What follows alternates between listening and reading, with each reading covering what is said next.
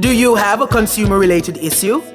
Want to learn more about matters concerning you as a consumer? Well, keep it locked to Nationwide 90 FM for the Consumer Hour with me, Nora Gay Banton. Weekdays from 9 to 10 a.m. For all your consumer-centric matters, stay tuned to the Consumer Hour on Nationwide 90 FM, a revolution in media.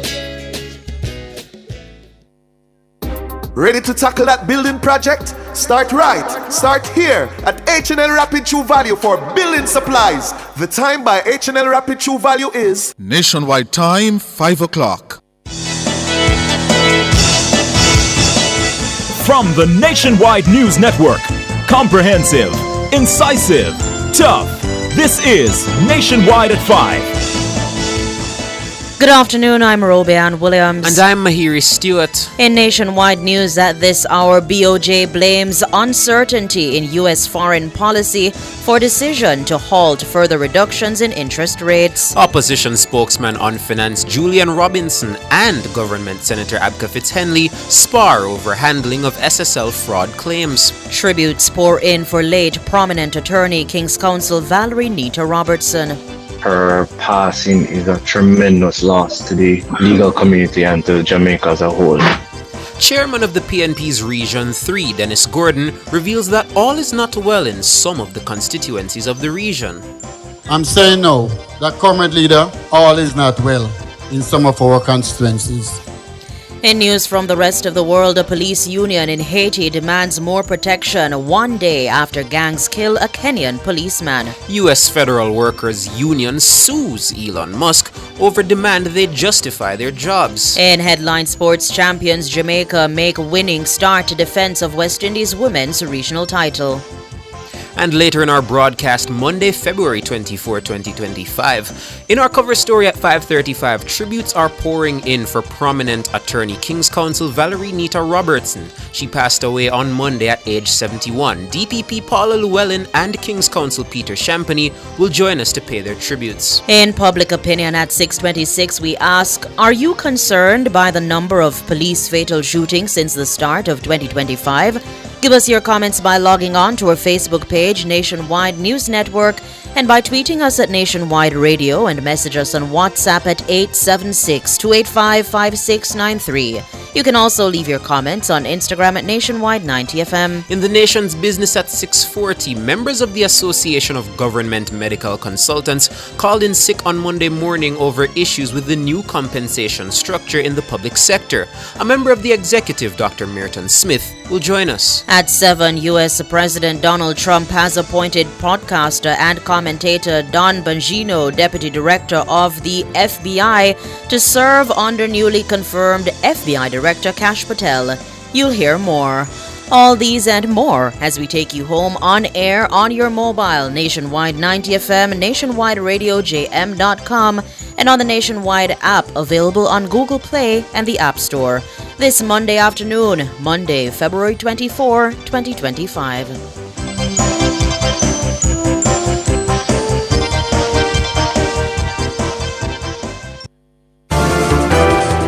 If it's news, it's got to be Nationwide 90 FM. Now the details. The Bank of Jamaica is blaming uncertainty in U.S. foreign policy for its decision to halt further interest rate adjustments. Central Bank Governor Richard Bowles provided an update on the country's monetary policy during a quarterly media briefing on Monday. Governor Bowles says the bank has adopted a wait-and-see approach in order to assess the rapidly evolving positions of the current U.S. administration. Shalois Michael tells us more. Too volatile to predict. BOJ Governor Richard Bowles says while the country's economic data remain favorable, global volatility has left accurate projections difficult. Last Thursday, Bank's Monetary Policy Committee, MPC, deliberated on its policy stance in the context of a set of favorable macroeconomic data and forecasts for Jamaica, albeit colored by uncertainties relating to the economic policies of Jamaica's main trading partners, and their potential impact on Jamaica and the rest of the world. From those deliberations, the MPC determined that the current level of policy rate continues to be appropriate to support inflation remaining within the bank's target range of 4 to 6%. While dismissing recession fears and adopting a bullish stance on Jamaica's growth potential, the Planning Institute of Jamaica has also warned of U.S. foreign policy instability. The BOJ has gone further, halting its favorable interest rate policy reductions. This has left rates unchanged at 6% for the first time in 4 months. It's a difficult stance for the private sector, which has decried the high interest rates and their impact on growth. However, Deputy Governor G.D. Lewis says most central banks worldwide have adopted a cautious position.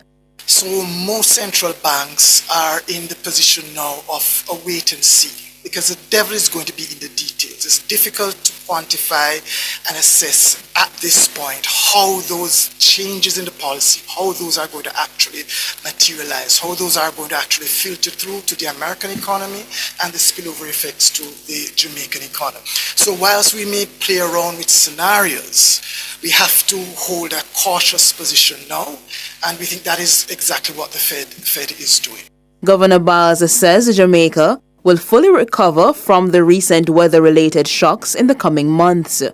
The BOJ is anticipating growth in the economy over the next fiscal year within the range of 1 to 3%. However, Deputy Governor Lewis says Jamaica's ultimate guard against foreign policy instability is the healthy and growing size of the country's international reserves. The question is, how do we cope and how do we manage in this environment? Heightened uncertainty of increasing upside risk. Well, for one, as the governor indicated, the Monetary Policy Committee has taken the position to pause interest rate adjustments now. The other thing to bear in mind is because we're so vulnerable, that's why we build buffers in the economy. And one crucial buffer that we have built is our reserves. And as the governor indicated, that is more than adequate if we use a standard IMF ERA metric. It's about 120% of that metric. So that puts us in a position at least to weather whatever storm that is coming and to mitigate some of the impact of the fallout. As of December, the country's gross international reserves stand at $5.6 billion US. Shaloy Smichael for Nationwide News. Opposition spokesman on finance Julian Robinson is accusing Government Senator Abka Fitzhenley of trying to mislead the Jamaican public about the role of the PNP administration in the fraud at embattled investment firm Stocks and Securities Limited (SSL). In 2013, under the PNP administration, we took decisive action to protect Jamaican investors. The FSC issued a directive requiring SSL to suspend critical activities due to breaches of the Securities Act. But in 2017, under the JLP administration, those restrictions were lifted. The FSC discontinued proceedings to suspend SSL's license based on the company's claims of compliance. In 2023, the massive fraud was uncovered, which has devastated hundreds of Jamaicans. Senator Fitzhenley's claim that the PNP took no action is a blatant lie. The facts are clear. The PNP actually acted to protect investors, while the JLP's decision to lift restrictions left Jamaicans vulnerable. Last year, former Finance Minister Dr. Peter Phillips said in 2013 he was made aware of concerns about SSL by the Financial Services Commission (FSC). Phillips was the Portfolio Minister in 2013. Mr. Robinson is calling on the government to provide clarity on the reasons behind the decision to lift restrictions on SSL without proper verification. He's also calling for the forensic report on investigations into the multi-million-dollar fraud to be released. Today, I'm repeating my call for transparency and accountability in the SSL issue. Has the Kroll report, the forensic audit of SSL from 2010 to 2023, been released, even to the court-appointed liquidator? And if so, why not? This report is critical to understanding the full scope of the fraud and the failures in oversight that allowed it to happen. The public has a right to know the truth. The administration must stop hiding behind excuses and release the report without further delay. Julian Robinson, opposition spokesperson on finance. And in a swift response, Government Senator Abka Fitz-Henley says he's standing by his statement. Senator Fitz-Henley says the PNP deserves rebuke for attempting to mislead Jamaicans into believing the party took any effective action to protect investors when fraud was rampant at SSL between 2012 and 2013. Senator Fitz-Henley is also cautioning the PNP against using Usain Bolt's name in what he says is a brazen attempt to conceal its failure to protect investors against rampant impropriety at SSL. Mahiri Stewart reports.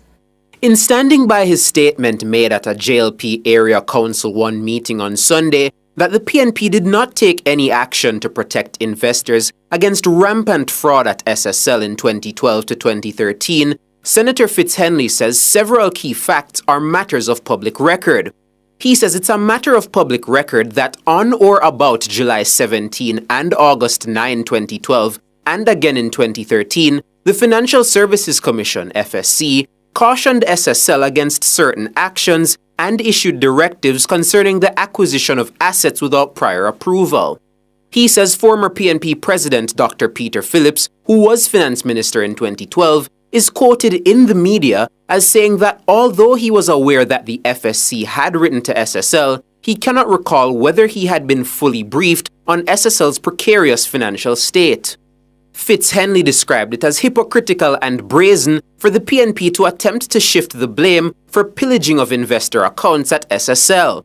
He says the overwhelming majority of Usain Bolt's money was defrauded while the PNP was in office. Mark Golding, Julian Robinson and the PNP have been attempting to mislead the people of Jamaica into believing that the former PNP government took any effective or decisive action to safeguard Jamaican investors when egregious issues were brought to its attention concerning the operations of SSL in 2012-2013. The fact is, no decisive or effective action was taken to safeguard the interest of the Jamaican investors, and no twisting or churning from Golding, Robinson, or the PNP will hide that fact.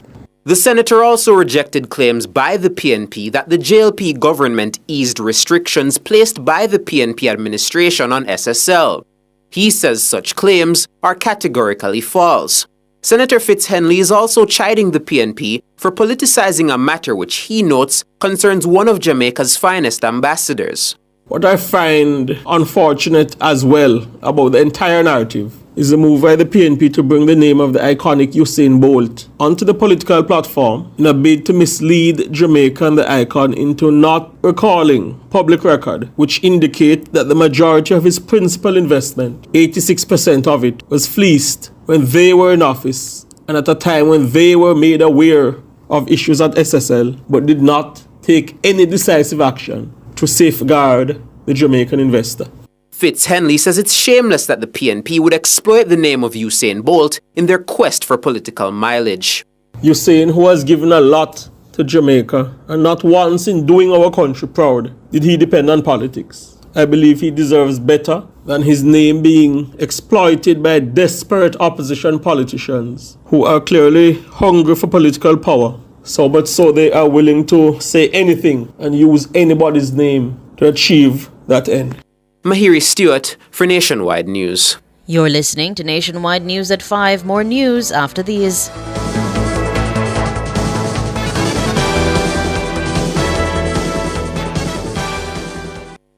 Value Drug Pharmacy offers curbside pickup and delivery of your branded and generic drugs. WhatsApp your prescription to 876-881-6695. The time by Value Drug Pharmacy is 13 minutes after 5. Rentokil Initial offers air purification solutions with triple filtration and unique auto-sensing capabilities that neutralizes malodor and replaces it with clean air. Call Rentokil Initial at 926-4236 for more details. The temperature by Rentokil is 29 degrees Celsius in Kingston, 28 in Montego Bay. Jamaica, we are on the road to Republic. The Constitution Amendment Republic Act 2024 has been tabled, taking us one step closer to a future with our own Jamaican head of state. Read the bill and track its progress at roadtorepublic.mlca.gov.jm. Your voice matters. Get involved and stay informed. Join the journey and let's walk this road together. The Republic starts with you.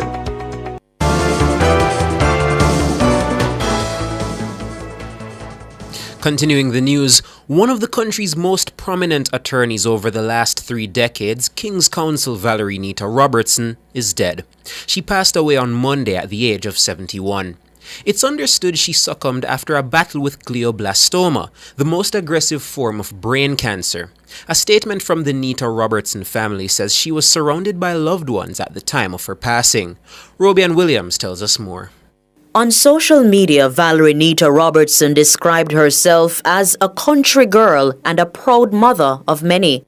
She was born in Spanish Town, St. Catherine, but grew up in Appleton, St. Elizabeth with her 5 siblings. She later came to Kingston to take up a scholarship at the Wolmer's Trust High School for Girls. Mrs. Nita Robertson attained her LLB at the Cave Hill campus of the University of West Indies in Barbados and her LLC at Norman Manley Law School in Kingston. She began her legal career as a junior to the late Anthony Spalding and Ian Ramsey, QC. She served at the bar for 47 years. She was appointed Queen's Counsel in 2016. Mrs. Nita Robertson won the respect of her peers who point to her sharp wit and her social justice advocacy. She stood in some of the biggest criminal trials in Jamaica's history. Among her clients was dancehall star Vybz Kartel. In addition to her legal prowess, Nita Robertson's commitment to her country and social justice led her to entering representational politics. She was a member of the People's National Party. She served in several capacities, including Councillor for the Augusttown Division of Eastern St. Andrew in 1986, legal advisor to the party, member of the campaign team, and campaign manager in West Rural St. Andrew, West Portland, East Rural St. Andrew, and Western St. Mary. She was also the PNP candidate for West Portland in the 2020 general election. In March 2020, on the occasion of Women's International Day, then president of the party, Dr. Peter Phillips, hailed her as tireless, fearless, and uncompromising. He said, quote, "She possesses consummate trial skills and exceptional courtcraft. Her fearlessness as an advocate is legendary and is applied irrespective of the identity of the client. Her energy and passion for advocacy has led to her being a founding member of the Advocates Association of Jamaica and vice president and executive of the Jamaica Bar Association. Valerie Nita Robertson leaves behind 4 sons, daughters-in-law, grandchildren, sisters, brothers, nieces, nephews, and other family members. Writing on social media on Monday, her son, Abraham, said, quote, "Save a nice spot for me, my sweet angel." End quote. Robian Williams for Nationwide News. Meanwhile, members of the legal fraternity have described King's Counsel Valerie Nita Robertson as a legal pit bull and a strong advocate of the profession. President of the Jamaican Bar Association, JAMBAR, Kevin Powell, says the profession and the country have lost a true stalwart. I'm shocked and saddened, and I think I speak for the Jamaican Bar Association as well.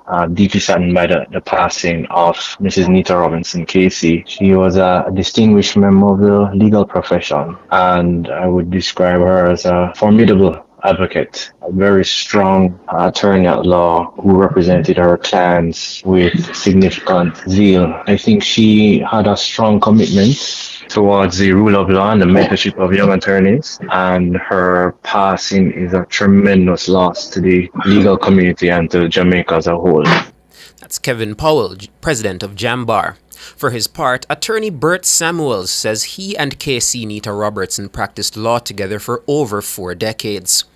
She and I have done many cases, very seminal cases in Jamaica. She was a fighter. We called her privately a pit bull in terms of the defense of her clients. There's no other defense lawyer who was so serious about putting the defense, irrespective of what that defense was, whether the client was popular or unpopular. Valerie just worked on her instructions. She was fearless. She was able to take on judges. They were trespassing on what she thought was her client's rights. And she'd be sadly missed. She was also my attorney, my personal lawyer. I recall doing a matter in which I thought the judge was going to cite me for contempt, and I had to go for her. Long live her memory and the fact that she's a very good role model for young lawyers, who she had several under her wings to show what good counsel, strong counsel should be. Bert Samuels, attorney at law, and attorney Christopher Townsend recalls his last encounter with her. She was indeed a stellar counsel and extremely strong advocate. It is indeed a very sad day and a tremendous loss to the profession and a tremendous loss to Jamaica on the whole. Her office is across the road from mine, and my last encounter with her was in fact helping her to take some books to her car as she was struggling out of her office to put them in the car, so I assisted her. So that was in fact my last encounter with her. She said to me, "You're such a gentleman," and she smiled. So my last memories of her is of her smiling. Christopher Townsend, attorney at law. World in a Minute is brought to you by ABC Electrical Sales. We make things as easy as ABC. Hose assembly and supply, equipping Jamaica for success. And Charles O'Connor Consulting Network, COCN, driven by international accounting standards, modern technology and integrity. The World in a Minute. Haitian police officers on Monday demanded better protection and treatment a day after gunmen killed a Kenyan policeman who was part of a UN-backed mission tasked with fighting gangs in the country. Leader of one of two powerful police unions in Haiti, Gary Jean Baptiste, called on government officials to provide more equipment and backup. Jean Baptiste says gangs who control 85% of Port-au-Prince keep attacking neighborhoods to seize more territory. About 24 civilian protesters cheered the union leader on as he gave his address at a protest outside the offices of Haiti's Prime Minister. U.S. federal employees are suing Elon Musk after their entire workforce received an email instructing them to explain their work or face being fired. The suit, filed by unions and advocacy groups, alleges that the email violates laws regarding federal workforce. It also alleges that the Office of Personnel Management, which sent the email, does not have the authority to make the demand. Employees found the email in their inbox on Friday. It asked them to provide a list of 5 accomplishments for the past week without revealing classified information. The message sparked confusion and alarm among workers, particularly after several agency leaders told staff not to respond. World in a Minute was brought to you by ABC Electrical Sales. We make things as easy as ABC. Hose assembly and supply, equipping Jamaica for success. And Charles O'Connor Consulting Network, COCN, driven by international accounting standards, modern technology and integrity. Recapping the top stories making nationwide news at this hour, BOJ blames uncertainty in U.S. foreign policy for decision to halt further reductions in interest rates. Opposition spokesman on finance Julian Robinson and Government Senator Abka Fitz-Henley spar over handling of SSL fraud claims. Tributes pour in for late prominent attorney King's Counsel Valerie Nita Robertson. I'm Robeanne Williams. And I'm Mahiri Stewart. You can find the news on our website at nationwideradiojm.com and on the Nationwide app, available on Google Play and the App Store. News next, the headlines at 6.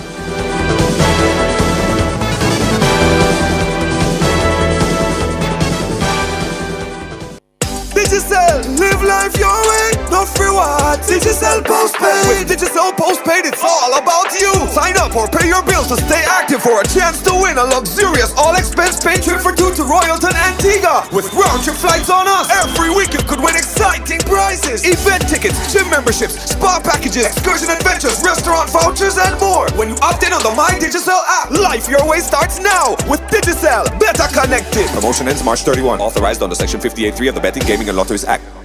Ready to take your investments to new heights? Look no further. Barita Investments Limited just scored an A+ credit rating from CariCris. This affirms that your money is stable with a team dedicated to financial strength and expertise. Join the ranks of satisfied investors who trust Barita to deliver results. Don't just invest, elevate your financial journey with Barita Investments today. Call us at 888-429-5333 or visit any of our locations at Kingston, Montego Bay or Mandeville.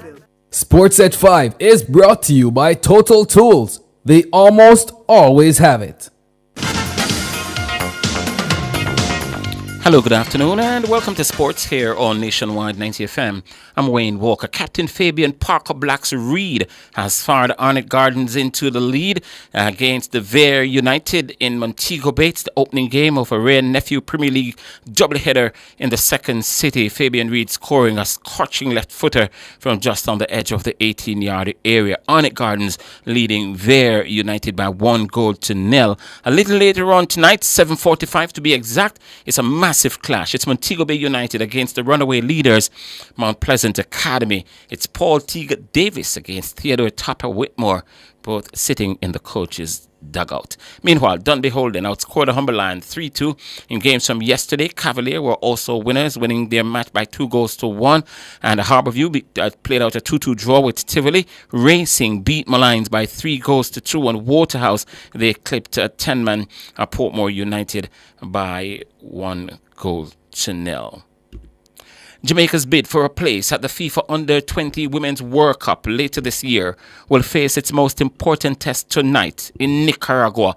The young Reggae Girls will battle the host country at 7 o'clock Jamaica time in a Group D top-of-the-table clash at the CONCACAF qualifiers in Managua. The Jamaicans must win the game tonight or the journey will come to an end. Both teams won their opening 2 games in the group, but the Nicaraguans lead by a superior goal difference, having scored 11 to Jamaica having scored 11, Nicaragua 13.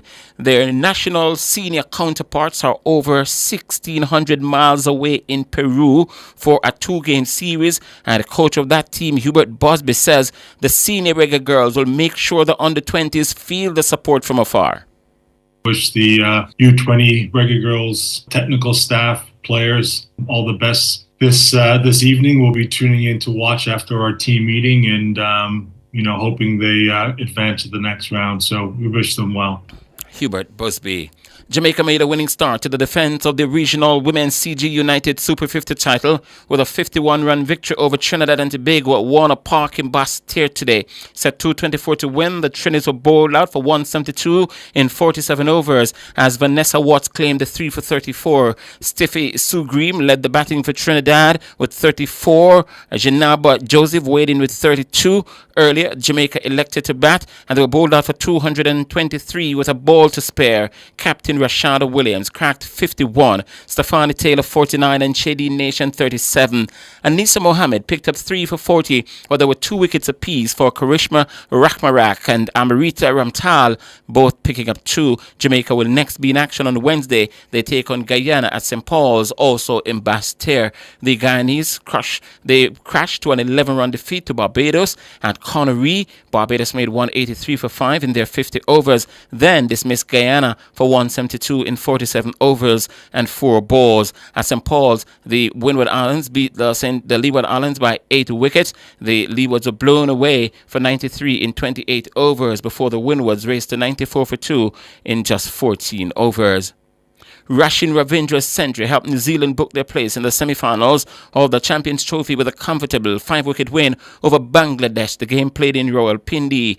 Ravindra, who missed the Black Caps' opening win against Pakistan with concussion, struck 112 from 105 balls to steer his side to their modest target of 237 with 3.5 overs to spare. The chase started nervously as opener Will Young was bowled by Taskin Ahmed in the first over, and Kane Williams Williamson fell for 5 during a lively opening spell from Bangladesh's seamers, but Ravindra and Devon Conway 30 withstood the pressure with a calm third wicket stand of 57. Ravindra fell with just 36 more runs required after a partnership of 129 with wicketkeeper Tom Latham, who made a crucial 55, and they set up the victory to eliminate both their opponents and the host country Pakistan, and to also ensure that India go through from Group A. Bangladesh were left to rue a wasteful batting innings which saw 8 of the 9 wickets to fall caught in the outfield from a loose and unconvincing shot selection, with the captain Najmul Hussain Shanto's 77 and Jackie Ali's 45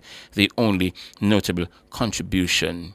And finally in sports at this time, the Aquatic Sport Association of Jamaica, ASAJ, will host its annual awards ceremony at Terra Nova Hotel on March 1. This event will recognize the remarkable performances and contributions of Jamaica's national and age group athletes in aquatic sport throughout 2024. In addition to honoring the athletes, the ceremony will also serve as a fundraiser to help boost morale, strengthen team spirit, and enhance the ASAJ's visibility in the global aquatic community. Awards will be presented to the athletes registered with the ASAJ for their performances between January 1 December 31 of last year. The categories for recognition include Male Athlete of the Year, Female Athlete of the Year, Relay Performance of the Year, and Open Water Swimmer of the Year, amongst others. And speaking on Sports Nation Live, national coach Gillian Millwood says every area of aquatics will be recognized.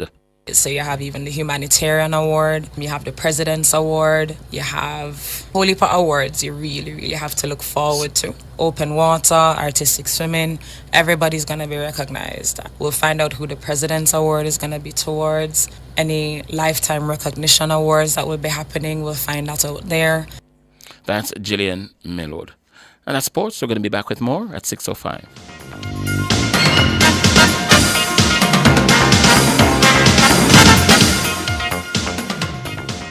Sports at 5 was brought to you by Total Tools. They almost always have it.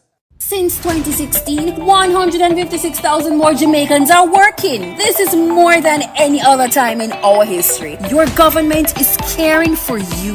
The time brought to you by the Office of the Prime Minister is 5:30. Fall in love with a new Mazda. From now until March 31, drive away an elegant CX-60, a majestic CX-90, or a nimble CX-5 and get a 2-year service package, 1 year free insurance, free license and registration, plus free window tinting. Conditions apply. Give in to temptation. Visit Executive Motors today. Mazda. Love at first drive. The NWC Bill-Free promotion is here. Be one of 350 persons to get $20,000 water credit when you pay your bill in full every month until March 31, 2025. And there's more. Oh yes, you can win $300,000, $200,000 or $100,000 cash in the NWC Bill-Free promotion if you register for e-bill and pay your bill in full every month until March 31. Conditions apply. Visit nwcjamaica.com for details. Authorized under Section 58(3) of the Betting, Gaming and Lotteries Act, a part of the NWC's bucket full of goodies. You ever get bun yet? The bun was sweet you so much you can't resist. Me not talk about heartbreak. Me not talk about the bun with full of spice, raisin, and the perfect glaze. Mother's Bakery Easter bun. This is the bun where everybody need this Easter. If you don't get bun, you not live life right. Mother's Bakery Easter bun. Get the best type of bun from the right people. Mother's Bakery Easter bun. The bun you have to get with love in every bite. Available in select supermarkets. Stop buying expensive toner cartridges. Global Ink is now selling new factory direct generic toners. Remove factory seals, install and print. Engineered to work first time, every time. Certified for use in HB and Brother printers. Worry-free, affordable printing for your peace of mind. Money saved is money earned. We deliver island-wide. 754-7444 or 1-888-NEED INK. Never run out of toner again. Global Ink. Charles O'Connor Consulting Network, COCN, is a financial reporting firm that delivers accounting and compliance services on time. Call us today at 876-908-0486-7. Email us at clientservices@cocnjamaica.com or visit our website at www.cocnjamaica.com. COCN, driven by international accounting standards, modern technology and integrity. Payroll processing giving you angina? Complete your payroll in just 15 minutes with ICOPay. ICOPay is an efficient payroll software that simplifies payroll processing and returns for businesses of all sizes. Features includes SO1 and SO2 filings, online salary deposits, payslip distribution via email, and many more. It's Jamaica's best-selling payroll solution. Visit ICOPayJA.com for a demo. Follow at ICOPayJA or call or WhatsApp at 876-333-5809. Cover Story is brought to you by Multilink. Roll with control. Use Multilink. Safe, fast, and accepted in more locations. Multilink. Access every time, everywhere I go. Multilink. 24/7 access for me.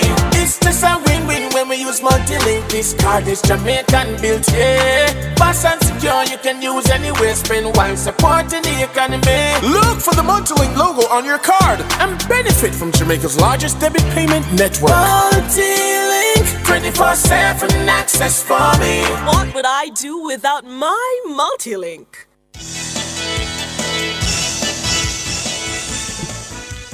Good afternoon, good afternoon. Thank you so much for joining us here on Nationwide at 5. I'm Cliff Hughes. Good afternoon, listeners. Good afternoon, Cliff. I'm Ricardo Brooks. Good afternoon, Sir Brooks. How are you? I'm all right. Good. You? I'm all right. Sure? Yeah, man. Good. Well, one of the country's most prominent attorneys over the last 3 decades, King's Counsel Valerie Nita Robertson, is dead. She died today at the age of 71. It's understood she succumbed after a battle with glioblastoma, the most aggressive form of brain cancer. A statement from the Nita Robertson family says she was surrounded by loved ones at the time of her passing. Robin Williams tells us more. On social media, Valerie Nita Robertson described herself as a country girl and a proud mother of many.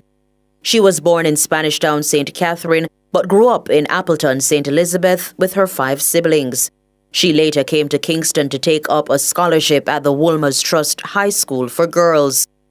Mrs. Nita Robertson attained her LLB at the Cave Hill campus of the University of West Indies in Barbados and her LLC at Norman Manley Law School in Kingston. She began her legal career as a junior to the late Anthony Spalding and Ian Ramsey, QC. She served at the bar for 47 years. She was appointed Queen's Counsel in 2016. Mrs. Nita Robertson won the respect of her peers who point to her sharp wit and her social justice advocacy. She stood in some of the biggest criminal trials in Jamaica's history. Among her clients was dancehall star Vybz Kartel. In addition to her legal prowess, Nita Robertson's commitment to her country and social justice led her to entering representational politics. She was a member of the People's National Party. She served in several capacities, including Councillor for the Augusttown Division of Eastern St. Andrew in 1986, legal advisor to the party, member of the campaign team, and campaign manager in West Rural St. Andrew, West Portland, East Rural St. Andrew, and Western St. Mary. She was also the PNP candidate for West Portland in the 2020 general election. In March 2020, on the occasion of Women's International Day, then president of the party, Dr. Peter Phillips, hailed her as tireless, fearless, and uncompromising. He said, quote, "She possesses consummate trial skills and exceptional courtcraft. Her fearlessness as an advocate is legendary and is applied irrespective of the identity of the client. Her energy and passion for advocacy has led to her being a founding member of the Advocates Association of Jamaica and vice president and executive of the Jamaica Bar Association. Valerie Nita Robertson leaves behind 4 sons, daughters-in-law, grandchildren, sisters, brothers, nieces, nephews, and other family members. Writing on social media on Monday, her son, Abraham, said, quote, "Save a nice spot for me, my sweet angel." End quote. Roby Ann Williams for Nationwide News. Thank you, Roby. 23 minutes going up to 6 o'clock. and other members of the legal fraternity are also paying tributes this afternoon to King's Counsel Nita Robertson. Some have described her as a legal pit bull and a strong advocate of the profession. The president of the Bar Association, Kevin Powell, says the profession and the country have lost a true stalwart. I'm shocked and saddened, and I think I speak for the Jamaican Bar Association as well.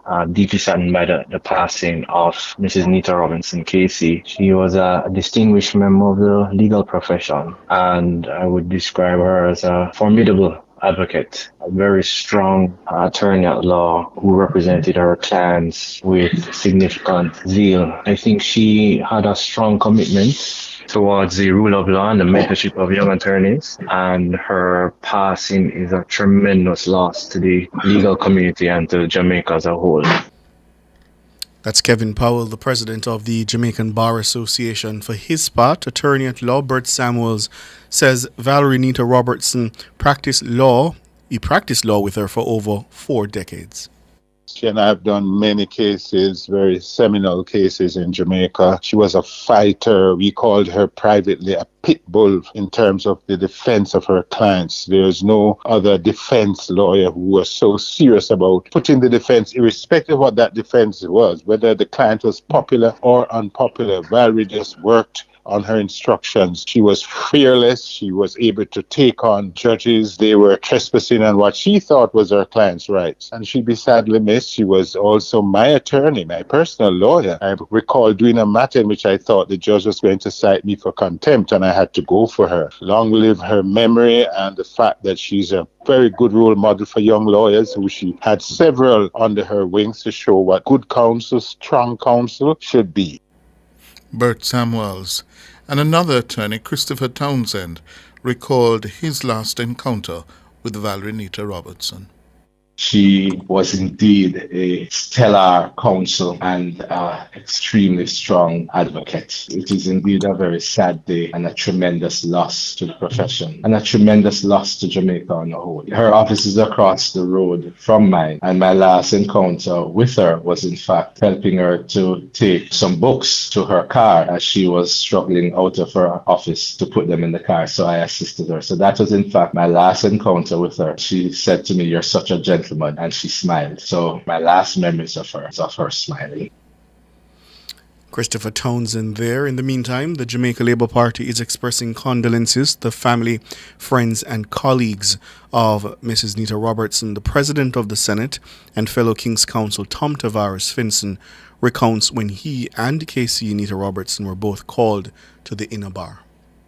We did many cases together over the last several decades. Too many to even identify one particular one. But I do remember that when we were both called to the inner bar, she had sung in court Jimmy Cliff music that said, "When the rebel in you meets the rebel in me, it brings out the rebel in me." And we had a very good laugh because we both identified with that song, defining our relationship. She will be surely and sorely missed at the bar. And the other thing I pointed out at that same process of being called to the inner bar was that Valerie never in all her years had a guilty client. No matter if the jury said guilty, no matter if the Court of Appeal said guilty, no matter if the Privy Council said guilty, Valerie always maintained the innocence of her client. I'll miss her a lot.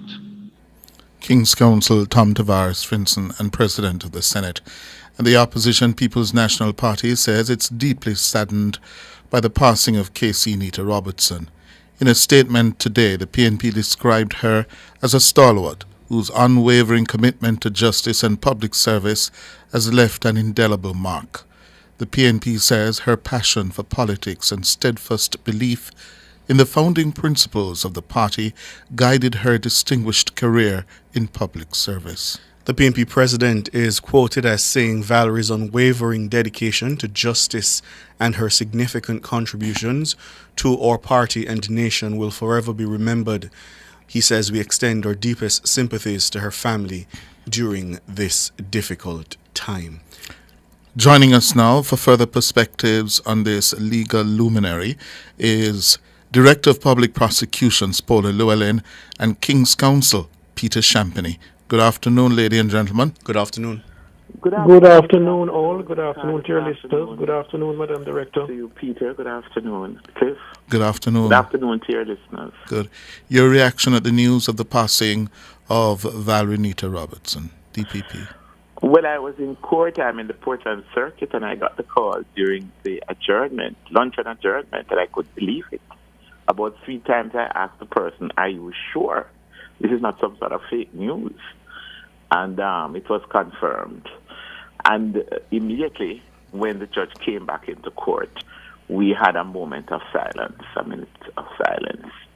And we both the bench and myself, reminisced and reflected on our interaction with Valerie.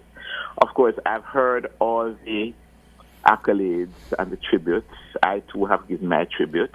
But I think I'm perhaps the only one so far who can attest to how formidable an adversary she was, since I have appeared in several great battles against Valerie. Valerie was fierce in her heyday, especially feisty, passionate. She was formidable. She was intimidating, and you had to be at your best, not some of the time from this commencement, before the case commenced, right down to the end. You had to be at your best. You had to be mentally tough.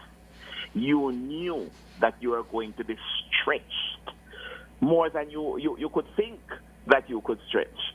And at the end of the day, I've done several matters with her. I remember the Donald Phipps matter.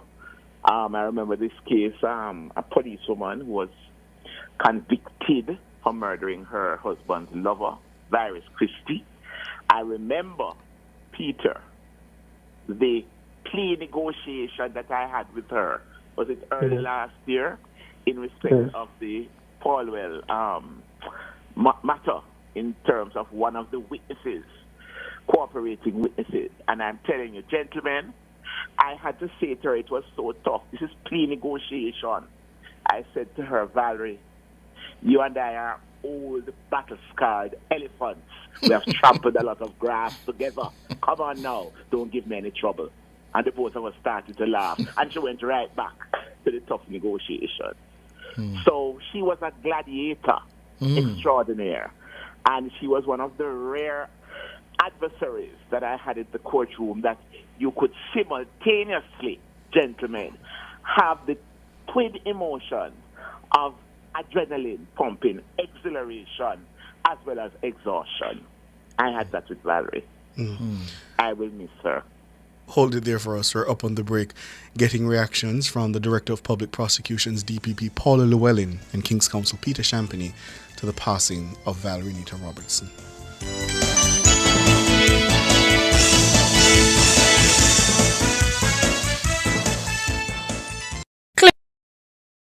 Clear your barrels and personal shipments with ease and convenience. Request a customs contactless clearance today through CCP at jca.gov.jm. The time by the Jamaica Customs Agency is 5:46. You ever get bun yet? The bun was sweet so much you can't resist. Me not talk about heartbreak. Me not talk about the bun with full of spice, raisin, and the perfect glaze. Mother's Bakery Easter bun. This is the bun where everybody need this Easter. If you don't get bun, you not live life right. Mother's Bakery Easter bun. Get the best type of bun from the right people. Mother's Bakery Easter bun. The bun you have to get with love in every bite. Available in select supermarkets. At Active Home Center, we've got everything you need to create that perfect spa retreat. From comfort-height toilets to the widest selection in faucets and shower enclosures to stylish tubs and the latest trends in bathroom cabinets in various sizes. Our bathroom collection has the perfect fit for every space and every budget. Your relaxing retreat starts here. Visit our showroom in Kingston at 84 Condon Spring Road or Montego Bay at Barnett Tech Park. Active Home Center. More savings, more choices. Ready to take your investments to new heights? Look no further. Barita Investments Limited just scored an A+ credit rating from CariCris. This affirms that your money is stable with a team dedicated to financial strength and expertise. Join the ranks of satisfied investors who trust Barita to deliver results. Don't just invest, elevate your financial journey with Barita Investments today. Call us at 888-429-5333 or visit any of our locations at Kingston, Montego Bay or Mandeville. Thank you so much for staying with us here on Nationwide at 5. It's the cover story. One of the country's most prominent attorneys, King's Counsel Valerie Nita Robertson, passed today. She was 71. We have with us, reflecting on her work and her life, the Director of Public Prosecutions, Paula Llewellyn, and King's Counsel, Peter Champagny. Peter Champagny, one of the things I associate with Valerie Nita Robertson is her tireless commitment to justice. She always talked about how important it was, no matter your station in life, that justice be done by you. Talk to us about that commitment as you saw it over the years. Well, I want to say, first of all, my condolences to her sons and the wider family members. To address your question, you're correct. You know, she spoke a lot about justice and, injustice at all levels. And I think it's important also for listeners to understand that one of the greatest compliments that you can pay an attorney is to say that that attorney is a lawyer's lawyer. And that was Valerie. I distinctly recall on one occasion when I was doing a case, a very difficult murder case, and because of the accused, who was a former classmate of mine, I had some challenges in terms of dealing with it. And I went to Valerie. And Valerie was lead counsel in that. We were successful. She fought fearlessly. And, her skills are phenomenal, or were phenomenal. I still cannot believe that this has happened. It's a great loss to the bar, in particular the criminal bar. And, Ricardo and Cliff, it is said that when you want something said, ask a man. When you want something done, ask a woman. And that was Valerie. You asked of her and she delivered. And I feel particularly honored that the last case that she participated in fact, Madam Director was a part of it, was the Keith Clark murder case that lasted 7 months. And during those 7 months, I got to know Valerie better. I got to respect her more. I got to appreciate her. I understood where she was coming from. And, she will be missed by all. It's a massive loss, particularly as it relates to the criminal bar. Absolutely. DPP Peter Champagny, her family says that she succumbed to brain cancer. Yes, one of the most aggressive forms of brain cancer. Did that impact her work in the last days, last months? Do you know? Well, go ahead, Madam Director. When I last appeared against her in court last year, I did detect that something was off. The passion was there, but I remember I said to my juniors, something is off with her in terms of how she was making one or two of her submissions. And when I heard later on, when she started the actual case, that she had to withdraw, I was not surprised because I could see that she was not herself. But, just like the Pavlovian instinct to give of yourself and to be passionate, that was there. But it was, I detected that something was off. Yeah. Peter? There were signs that, but we didn't really put it down to something as severe as this. And even in that mixed Cliff, you had a situation where, at times she would, launch an attack center field or midfield. But you thought nothing of it because that was the quintessential Valerie. And you wondered, and then you rationalized it and so on. And, I guess in those circumstances, you would want to say it wasn't anything major, but there were issues along the way. But we never really thought that it was to this extent. Yeah. But if I may say, another side of Valerie that nobody has spoke of, Valerie is a mother. On the very odd occasion that we might see each other in passing outside of the courtroom, and we had time not to be gladiators, but to speak of our children.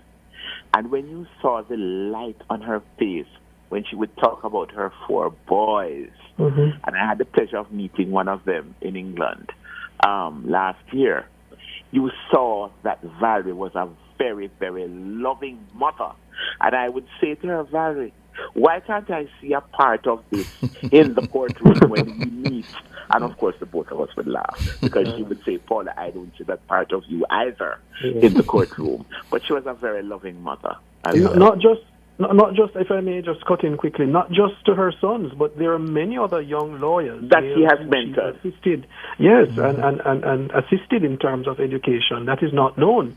And, you'd often see that happening, and, it is something to be admired and to be, she deserves all of the praise in relation to that. Because there was one brilliant young man, and she spoke to me about him, went to KC, and she told me of his unfortunate situation. His mother died, he had a lot of brothers and sisters. And could I recruit him? Could he submit to an interview, and could I recruit him? And when he interviewed, he did very, very well. He had been a clerk of court, and he came to the office, and we mentored him. And every now and again, when I would buck her up, she would say, how is he doing? He's enjoying his time as a prosecutor. And I say, can you imagine, Valerie, you as defense counsel sending one of your mentees to the office of the CCP? And that young man did very, very well. He migrated, got married, and the both of us, I said, this is the only time we can say we were joint parents of one of your mentees. But she was very caring that way in terms of mentoring young people. Finally, DPP, you've spoken before about the difficulty women face when you enter the legal profession. Say a little bit about the legacy you think Valerie has left for female attorneys. Well, the thing about it is that in terms of going to the top of the profession in the criminal bar, in the criminal arena, it really, especially in the days of the Frank Phipps and the Ian Ramseys, and it really was looked on as an arena for the patriarchy. And what Valerie did, she not only cracked the ceiling, which others had cracked before, but she was determined that when you looked on her as the passionate advocate, fiercely defending her clients, her gender was never an issue. Her gender was never an issue. I have never heard Valerie in the 30 years that I have known her, 35 years, talk about her gender. You looked on her as an advocate, and what she did, it enabled and inspired a lot of other women who were afraid of entering this rough, tough arena of criminal advocacy, that if she can do it, I can do it too. So there'll never be another Valerie Nita Robertson. I would endorse that sentiment. Extraordinary. Yes. Love her or hate her, she was respected, and she was a master at her craft. Thank you very much. Thank you very much, Peter Champagne, DPP, Paula Lowland. Well, Ricardo, I've had many, many interviews with Valerie Nita Robertson over these last 30 odd years. And one of the things that I will always remember of her, and it was said by the DPP and Peter, she was a fierce advocate for her clients. Her clients were never, guilty. Always. And what has not been said is that outside of the law, she was a politician. Yes, she was a politician who dabbled, if not more than that, in politics. She never made it to Parliament, yes, but she ran and campaigned and worked for the People's National Party for many, many years. Yeah, the last time she ran against Daryl Vaz in 2020 in Westport, London last. Yeah. But she is also well respected within the political fraternity and in the People's National Party as a fierce organizer, somebody who the same passion she brought to the law, she brought it to her politics. Yeah. My memory of her when I was in the other place in the morning, we had an interview. Her personality always seemed so larger than life. Yes. And I'll never forget that interview because it was so colorful, so very colorful, to the point where she was quoting someone and she quoted an expletive. And I remember my mouth dropped and I wasn't quite sure how to react. Yes. And so we went to the break. Oh. Yeah. And then we came back and she apologized. Yes. So I recall her being just larger than life and always talking about the importance of justice. Yeah. Valerie Nita Robertson, dead at 71. What good, Valerie? Good. That's where we're going to leave it for the cover story this afternoon. We're going to take a break now for the headlines at 6.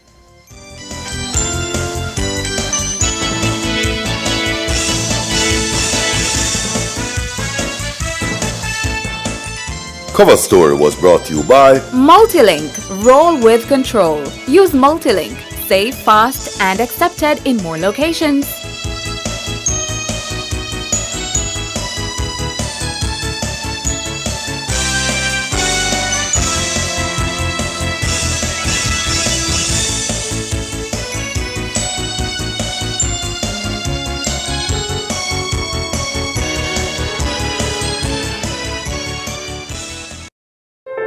As we grow older, there are many challenges that we have to confront, but these years can represent the best in our lives.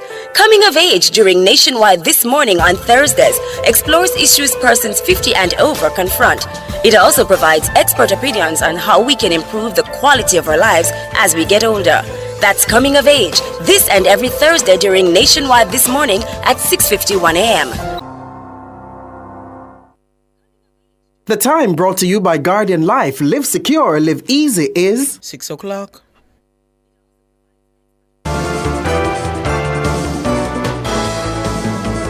Nationwide headlines at 6. Good evening with the headlines at 6. I'm Nora Gay Banton. The Bank of Jamaica is blaming uncertainty in U.S. foreign policy for its decision to halt further interest rate adjustments. Central Bank Governor Richard Bowles provided an update on the country's monetary policy during a quarterly media briefing on Monday.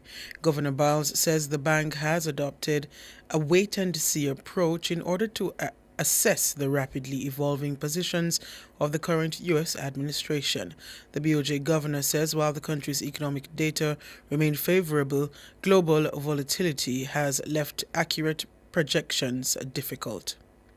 Last Thursday, Bank's Monetary Policy Committee, MPC, deliberated on its policy stance in the context of a set of favorable macroeconomic data and forecasts for Jamaica, albeit colored by uncertainties relating to the economic policies of Jamaica's main trading partners and their potential impact on Jamaica and the rest of the world.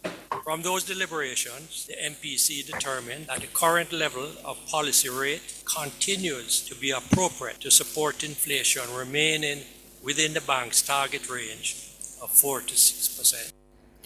While dismissing recession fears and adopting a bullish stance on Jamaica's growth potential, the Planning Institute of Jamaica has also warned of U.S. foreign policy instability. The BOJ has gone further, halting its favorable interest rate policy reductions. This has left rates unchanged at 6% for the first time in 4 months. It's a difficult stance for the private sector, which has decried the high interest rates and their impact on growth. However, Deputy Governor Wayne Robinson says most central banks worldwide have adopted a cautious position. So most central banks are in the position now of a wait and see, because the devil is going to be in the details. It's difficult to quantify and assess at this point how those changes in the policy, how those are going to actually materialize, how those are going to actually filter through to the American economy and the spillover effects to the Jamaican economy. So whilst we may play around with scenarios, we have to hold a cautious position now, and we think that is exactly what the Fed is doing. Deputy Governor of the Bank of Jamaica, Wayne Robinson, and Governor Biles says Jamaica will fully recover from the recent weather-related shocks in the coming months. Opposition spokesman on finance Julian Robinson is accusing government Senator Abka Fitz-Henley of trying to mislead the Jamaican public about the role of the PNP administration in the fraud at embattled investment firm Stocks and Securities Limited, SSL. In 2013, under the PNP administration, we took decisive action to protect Jamaican investors. The FSC issued a directive requiring SSL to suspend critical activities due to breaches of the Securities Act. But in 2017, under the JLP administration, those restrictions were lifted. The FSC discontinued proceedings to suspend SSL's license based on the company's claims of compliance. In 2023, the massive fraud was uncovered, which has devastated hundreds of Jamaicans. Senator Fitz-Henley's claim that the PNP took no action is a blatant lie. The facts are clear. The PNP actually acted to protect investors, while the JLP's decision to lift restrictions left Jamaicans vulnerable. Last year, former Finance Minister Dr. Peter Phillips said in 2013 he was made aware of concerns about SSL by the Financial Services Commission, FSC. Phillips was the portfolio minister in 2013. Mr. Robinson is calling on the government to provide clarity on the reasons behind the decision to lift restrictions on SSL without proper verification. He's also calling for the forensic report on investigations into the multi-million-dollar fraud to be released. Today, I'm repeating my call for transparency and accountability in the SSL issue. Has the Kroll report, a forensic audit of SSL from 2010 to 2023, been released even to the court-appointed liquidator? And if so, why not? This report is critical to understanding the full scope of the fraud and the failures in oversight that allowed it to happen. The public has a right to know the truth. The administration must stop hiding behind excuses and release the report without further delay. Julian Robinson, opposition spokesperson on finance. And in a swift response, Government Senator Abka Fitz-Henley says he's standing by his statement. Senator Fitz-Henley says the PNP deserves rebuke for attempting to mislead Jamaicans into believing the party took any effective action to protect investors when fraud was rampant at SSL between 2012 and 2013.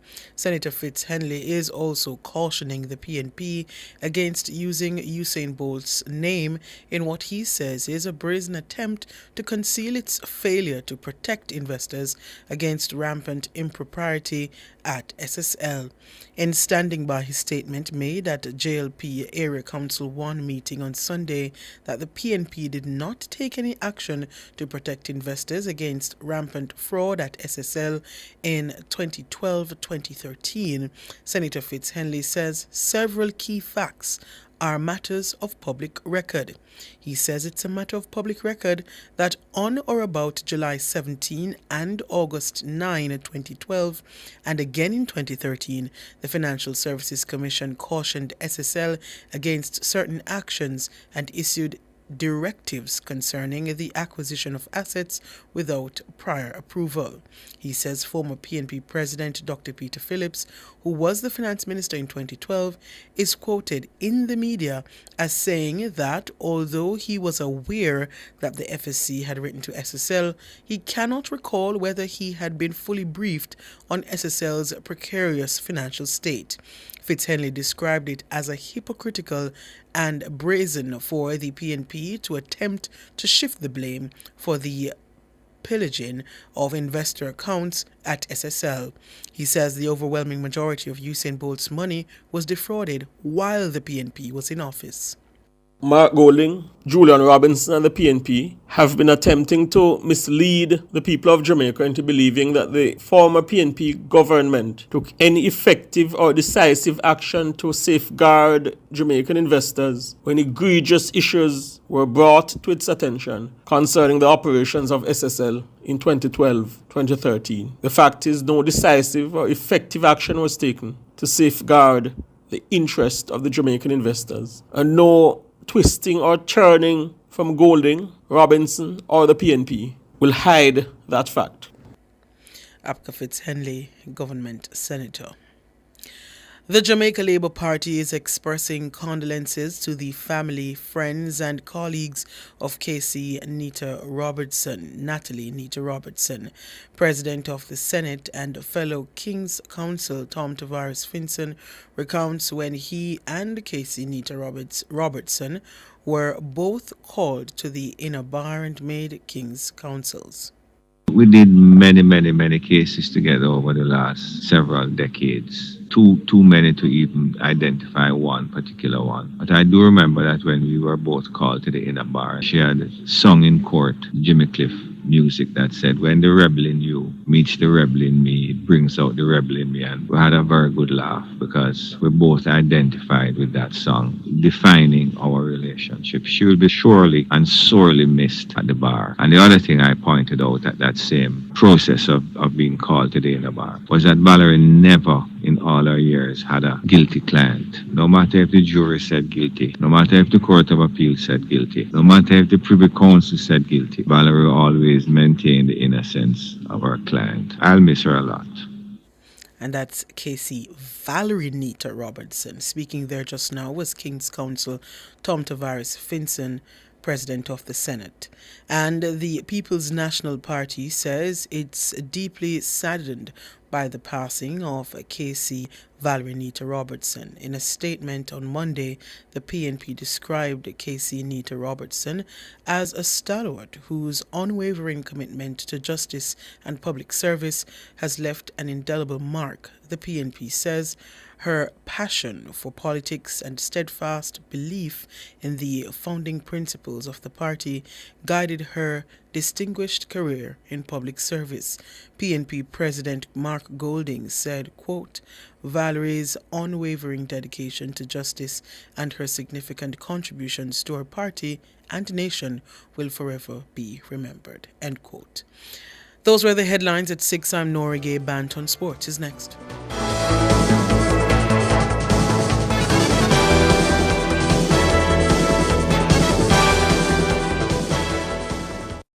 Jamaica, the national budget is here and it affects you, your family, your future, your community. It's all connected. Now is the time to get informed and get involved. How will this year's budget impact your daily life? What opportunities and changes are ahead? Tune in on Tuesday, March 11 as the Honorable Favour Williams, Minister of Finance and the Public Service, presents the central government budget for fiscal year 2025-2026. The national budget is everybody's business. Jamaica, this is your future. Be a part of it. Visit mof.gov.gm for details.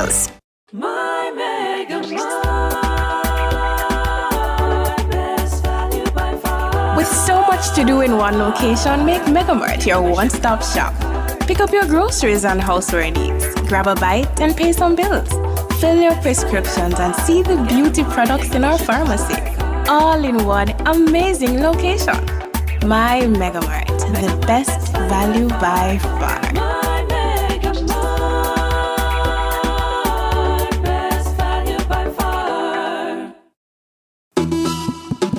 Yeah, here? If you're tired of a cluttered office space, then you need to call Corporate Interiors International. We offer top quality industrial shelving, filing cabinets, and storage cabinets to keep your workspace organized and efficient, plus comfortable office chairs that will keep your team productive and focused. Visit us today at corporateinteriorsjm.com or call us at 876-630-0010 for more information. Corporate Interiors International. We sell solutions, not just furniture. Hello, good evening, and welcome to Sports here on Nationwide 90 FM. I'm Wayne Walker. Fabian Reed goal continues to have Arnett Gardens ahead of the very United team in Montego Bay, the opening game of a doubleheader in the Rare Nephew Jamaica Premier League. Reed, the captain of Arnett Gardens, scored on 3 minutes to give the Junglists the lead. The feature game of this evening's doubleheader, 7:45 to be exact, will be Pleasant Academy, the runaway leaders, against Montego Bay United, who are third in the standings. It's a massive, massive clash tonight in Montego Bay. And yesterday, the champions Cavaliers, they beat Chapelton Maroons by 2-1. Dunby Howland outscored Humberland by 3-2. Harbourview and Tivoli played out a 2-2 draw. Racing United beat Malines by 3-2. And Waterhouse clipped 10-man Portmore United by 1-0. And Jamaica's bid for a place at the FIFA Under-20 Women's World Cup later this year will face its most important test tonight in Nicaragua. The young Reggae Girls will battle the host country at 7 o'clock Jamaica time in a Group D top-of-the-table clash at the CONCACAF qualifiers in Managua. The Jamaicans must win the game tonight or the journey will come to an end. Both teams won their opening 2 games in the group, but the Nicaraguans lead by having scored 13 goals to Jamaica's 11. They have a +2 goal difference. Their national senior counterparts, that the Jamaicans, are over 1,600 miles away in Peru for a 2-game series. And coach of that team, Hubert Busby, says the senior Reggae Girls will make sure the under-20s feel the support from afar. Wish the U20 Reggae Girls technical staff, players, all the best. This evening we'll be tuning in to watch after our team meeting and hoping they advance to the next round. So we wish them well. Hubert Busby. Jamaica made a winning start to the defense of their regional women's CG United Super 50 title with a 51-run win over Trinidad and Tobago at Warner Park in Basseterre, St. Kitts today. Set 224 to win, the Trinis were bowled out for 172 in 47 overs as Vanessa Watts claimed the 3 for 34. Steffi Soongrim led the batting for Trinidad with 34. Janaba Joseph weighed in with 32. Earlier, Jamaica elected to bat and they were bowled out for 223 with a ball to spare. Captain Rashada Williams cracked 51, Stephanie Taylor 49 and Chedi Nation 37. And Nisia Mohammed picked up 3 for 40, while there were 2 wickets each for Karishma Ramlarak and Amarita Ramtahal. At 2 wickets, they bagged apiece. Jamaica will next be in action on Wednesday. They take on Guyana at St. Paul's, also in Basseterre. The Guyanese crashed to an 11-run defeat to Barbados at Connery today. Barbados made 183 for 5 in their 50 overs. They then dismissed Guyana for 172 in 47 overs and 4 balls. At St. Paul's, the Windward Islands beat the Leeward Islands by 8 wickets. The Leewards were blown away for 93 in 28 overs before the Windwards raced to 94 for 2 in 14 overs. Russian Ravindra's century helped New Zealand book their place in the semi-finals of the Champions Trophy with a comfortable 5-wicket win over Bangladesh in Rawalpindi. Ravindra, who missed the Black Caps' opening win against Pakistan with concussion, he struck 112 from 105 balls to steer his side to their modest target of 237 with 3.5 overs to spare. The chase started nervously as opener Will Young was bowled by Taskin Ahmed in the first over. The Aquatic Sports Association of Jamaica, ASAJ, will host its inaugural awards ceremony at Terra Nova Hotel in Kingston, March 1. This event will recognize the remarkable performances and contributions of Jamaica's national and age group athletes in aquatic sport throughout 2024. In addition to honoring the athletes, the ceremony will also serve as a fundraiser to help boost morale, strengthen team spirit, and enhance the ASAJ's visibility in global aquatics. Awards will be presented to athletes registered with the ASAJ for their performances between January 1 and December 31. The categories for recognition include Male Athlete of the Year, Female Athlete of the Year, Relay Performance of the Year, and Open Water Swimmer of the Year, amongst others. Speaking on Sports Nation Live, National Coach Gillian Millwood says every area of aquatics will be recognized. So you have even the Humanitarian Award, you have the President's Award, you have Holy Pot Awards you really have to look forward to. Open water, artistic swimming, everybody's going to be recognized. We'll find out who the President's Award is going to be towards. Any lifetime recognition awards that will be happening, we'll find that out there. Millwood says it's always an honor for the swimmers to be recognized.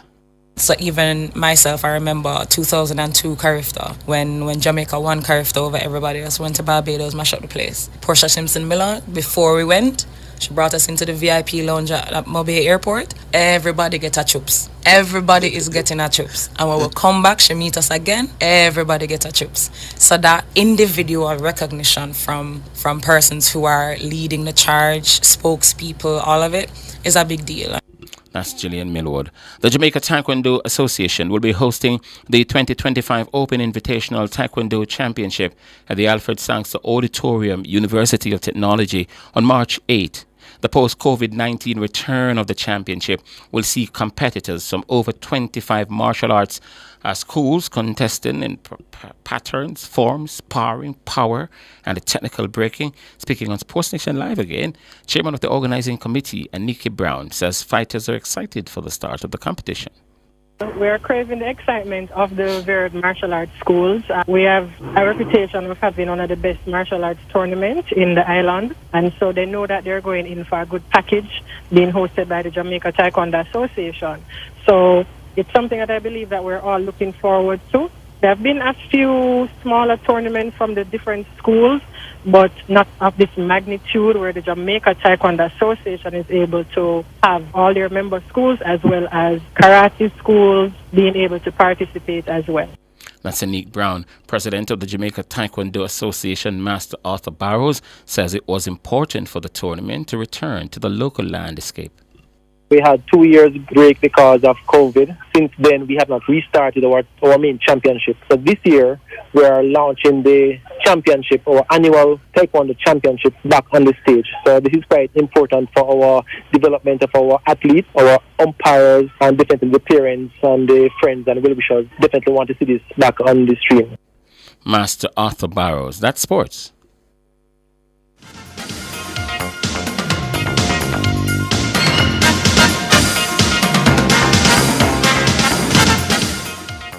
For all your scales and food processing equipment, call Advanced Scales and Equipment Limited at 876-968-9612-5. The time by Advanced Scales and Equipment Limited is 6:19. Visit Marshall's Pharmacy, Greater Portmore, for all your prescription needs, gifts, personal care, household, and stationery items.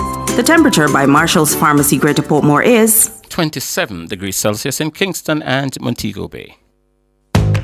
If you owe the NWC for more than 2 years, your aged debt may qualify for a 30%, 35%, 40%, or even up to 50% discounts, depending on its age and other special circumstances. Visit nwcjamaica.com for further information. Don't delay. Let's hear from you today. Dial 888-225-5692 or 888-CALL NWC. Get your share from the NWC's bucket full of goodies, serving you in so many ways. Enough power tool, big to small. Jackama figure dig the wall. Our Total Tools. Beat back a figure trim the lawn. We have everything a job demand. Total Tools. We rent them, sell them and fix them. Also give Total Tools a call. When I say home improvement, landscape construction, a Total Tools are your option. Home improvement, landscape construction, Total Tools are your option. Total Tools, located at 102 Main Street, Ocho Rios, 34 Sly Road, Kingston. And lot C6 Jacksaw, Sentence Bay. Call us today. Jamaica, let's spread the word around to let the world know that we are proud to be one republic. We on the road to republic. Well then, let's propel we nation, moving forward in a new direction. True independence, that's the projection. No more dependency, it's the best plan. Yes, we know what's best for us, cause we want we country prosperous. So make we just pull together as the general public while on the road to republic. Jamaica, let's spread the word around to let the world know that we are proud to be one republic. We on the road to republic. A message from the Ministry of Legal and Constitutional Affairs. We on the road to republic.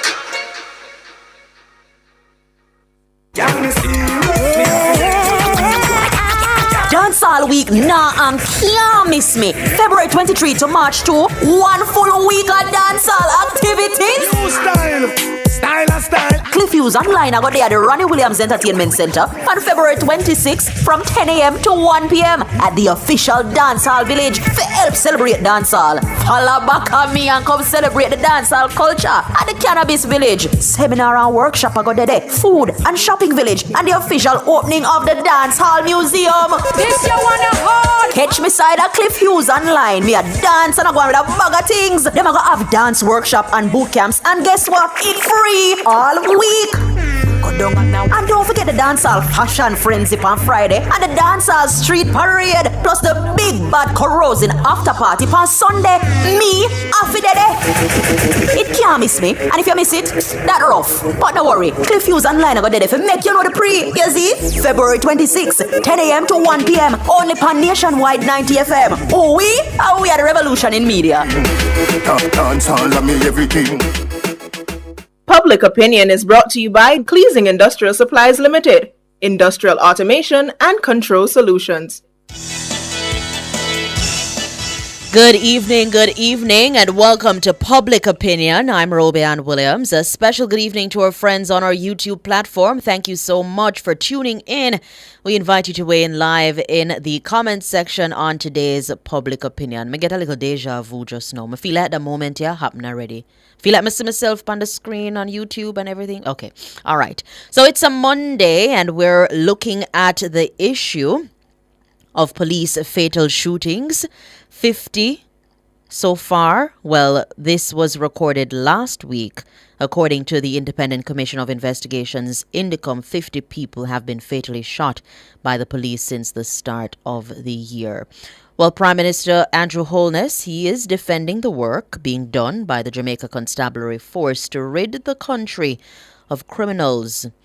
This amid strong criticism of the JCF in the wake of an increase in the number of police fatal shootings since the start of the year.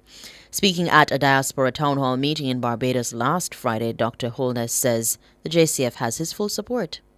This is a telephone call. Go for the gun. See that boy over there, so he might go work at 8 o'clock. You wait at this stoplight. And when him stop, deal with him case. That's organized violence. Call my friend in Miami and say, hey, think them get busted, police gone with them, send down a new set. Organized criminality. And that must be dealt with in the harshest way possible. And that is why we have made the investments now. When you look at the JCF today, in terms of man and material, it's an information-driven organization. And I am very proud to say that the JCF is doing an amazing job in confronting the very dangerous criminals in Jamaica, and they have my 100% support. Prime Minister Andrew Holness, 22 of the 50 people who were shot and killed by police so far this year were recorded in February. Since the start of February 22.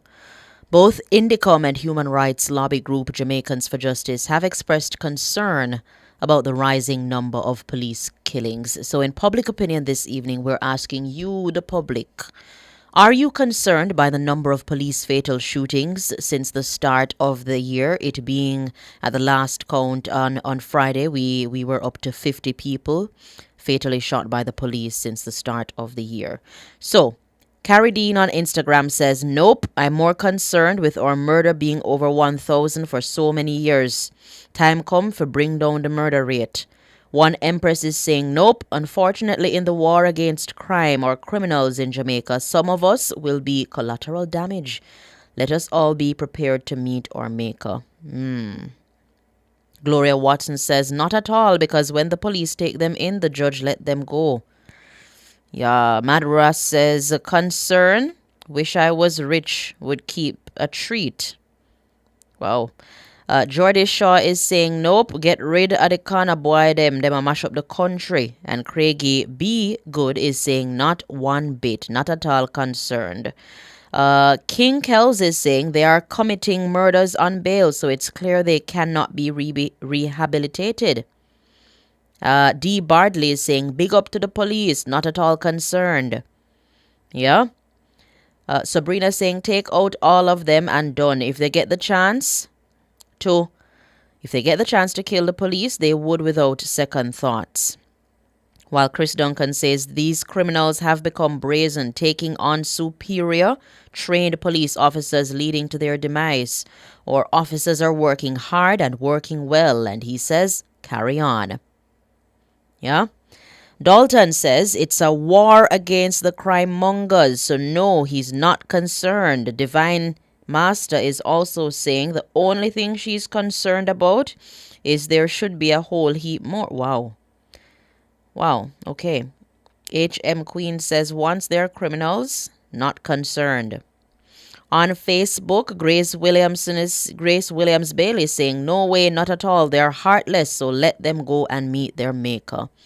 And I pause at this point in time to say that we have a situation where one would think that many who have heart, everybody have heart, but you know what I mean, we've become so heartless to one another, against each other, and you know, all the crime perpetrated it just make we, I don't know, to like make us so harsh. It's the harsh reality, yes, and it makes us so cold to each other, because you read these comments and it's pure hatred, because these criminals, they are just plaguing our society, and we've become so cold and heartless in the midst, you know. It's we have a situation here.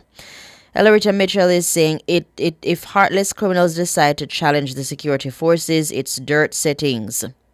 George Elliott says yes, concerned that it's not more. See? Anthony Sheikh says no, as long as they decide to raise their arms against the security forces, then they must face their maker. Sansi Senaj is saying the officers are doing their job. And Mark Anthony says, just imagine how many police could have died. The gunmen are losing the battlefield. And I pause also here to say that the Commissioner of Police said he didn't train. He didn't train his officers to lose. Yeah. Becca Grant Jackson says, them nowadays gunmen have no heart at all. If them get the chance, they would kill the law enforcement officer. Them not innocent. Wesley Cunningham says, no, we employ them to do a job so the rest of us can feel safe. I am more concerned over the amount of good people killed by criminals. And Wesley says, no sympathy for them. And there we go. No sympathy. Philip Jackson says, the Bible says, thou shalt not kill. But the very Bible says, if you live by the sword, then you will die by it. And any man that shed another blood, his blood will be also shed by someone else. And he's questioning, what is the context of these shooting? Yeah. McCarthy says, no, the police are doing a great job. Never expect to see this efficiency in the police department. Winston says, no. Given the amount of murder, thief, and wasteman in Jamaica, the number should have been more. Wow. Are you concerned? That's the question we're asking. Are you concerned by the number of police fatal shootings since the start of 2025? At last count, last Friday, we had 50 since the start of the year. Let me go on over to our YouTube platform to see what's happening. Jacqueline Thomas says they are wicked. They're wicked than the police on here. All right, let me see if I can get in a few more. Carlene Smith is saying, I'm concerned. Timothy is saying, I think that you need to get a job. Timothy, big up yourself. Big up yourself. AR says, I am concerned that the numbers are not high enough. Yeah, okay. Omar Clooney says, only JFJ concerned. Oren says, I'm gonna have some choice word for that. I don't know if you're responding to the question. Alicia, or is this Richards? Richards is saying, Richards, the criminals are heartless. Yeah. Robbie Robinson says, these criminals make us cold. And that's what I was getting at. Yeah. Straight Talk says, it's not hatred, it's love for ourselves. Well, see there. Rayan Wright says, no, I'm not concerned at all. I don't hear this outcry when they shoot down innocent people. So if they challenge the police, I don't concern. Yeah. Albert saying he has one question. Any of those killed so far innocent, wanted by the police? If not, no problem. Well, we await the investigations by Indicom and also the investigative branch of the police. Yeah. Lifeline Canada says if them get a work to take you out, they're going to do it. They have no mercy. You think I don't know that? I know that, I know that fully. Big up yourself, Tom. Big up yourself. Marjorie G says no. Yeah. William Canute says, so I don't trust them. I don't know if you're referring to something there. Scrolling through to see the comments. K Ambitious says, no, I'm not concerned. Take back Jamaica.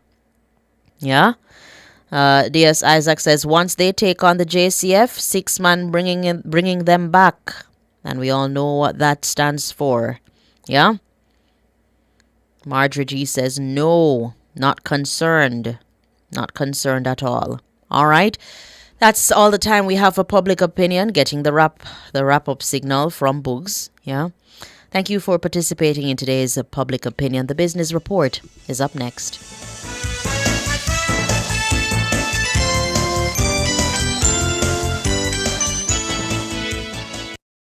Public opinion was brought to you by Cleasing Industrial Supplies Limited, Industrial Automation and Control Solutions. This time signal is sponsored by Janet Global Accreditation, an agency of the Ministry of Industry, Investment and Commerce. The time is now 6:33. Annual eye examinations not only assess your vision but may be life-saving. Eye tests may detect serious health issues that go beyond your vision. Call IQ Optical to schedule your comprehensive eye test today. The temperature by IQ Optical is 27 degrees Celsius in Kingston and Montego Bay.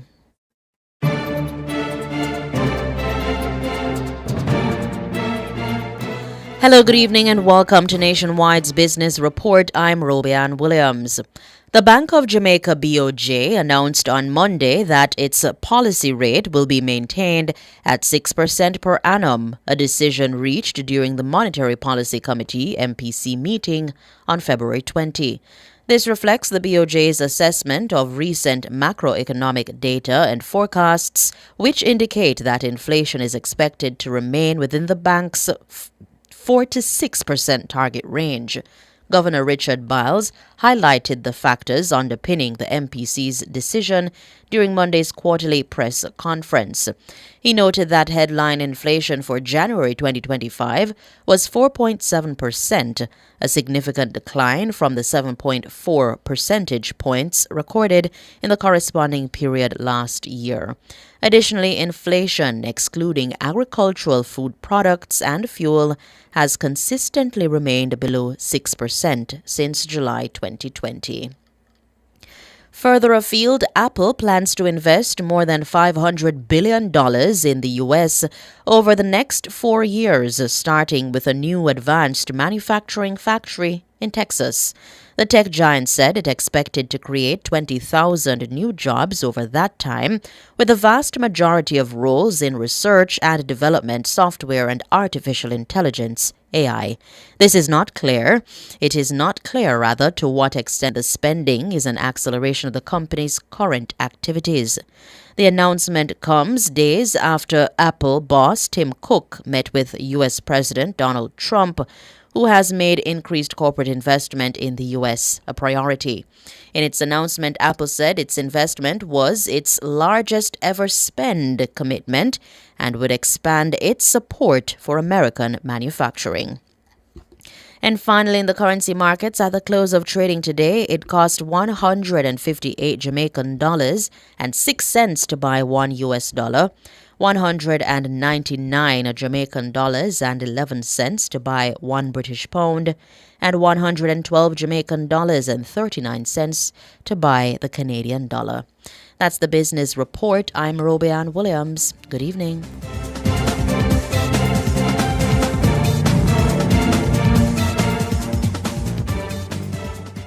For over 30 years, Chris and Charles has been financing your goals, dreams, creating your great moments. Celebrate the occasion with us. Borrow $1 million, pay less than $25,000 monthly, and get 30% off your processing fees. No guarantor needed. Call 876-920-4189 or WhatsApp 876-838-9028. Conditions apply. When you think loan, think Chris and Charles.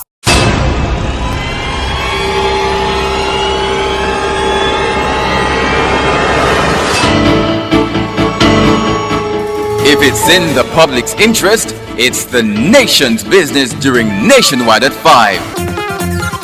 The nation's business.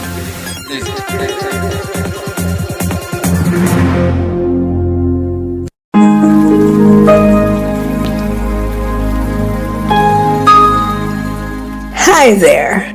Here's some good news for these trying times. Quote, "By God's word, I can see where I'm going. They throw a beam of light on my dark path." Unquote. Psalm 119, verse 105. Listen for God's word weekdays at 5:45 a.m. and 12:55 p.m.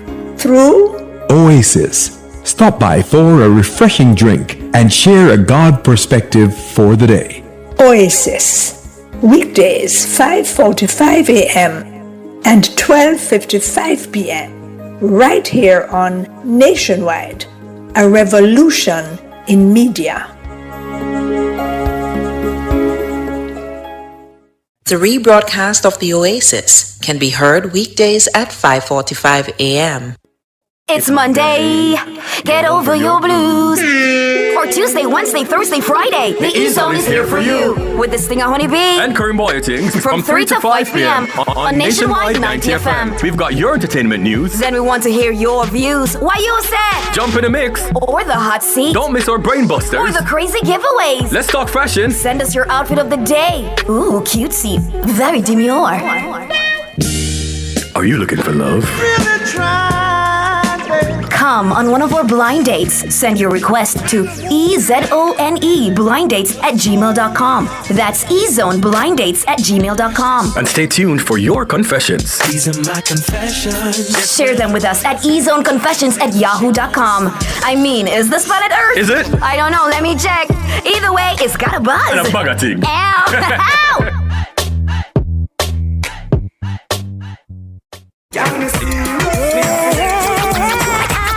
Dancehall Week, and can't miss me. February 23 to March 2, one full week of dancehall activities. New style.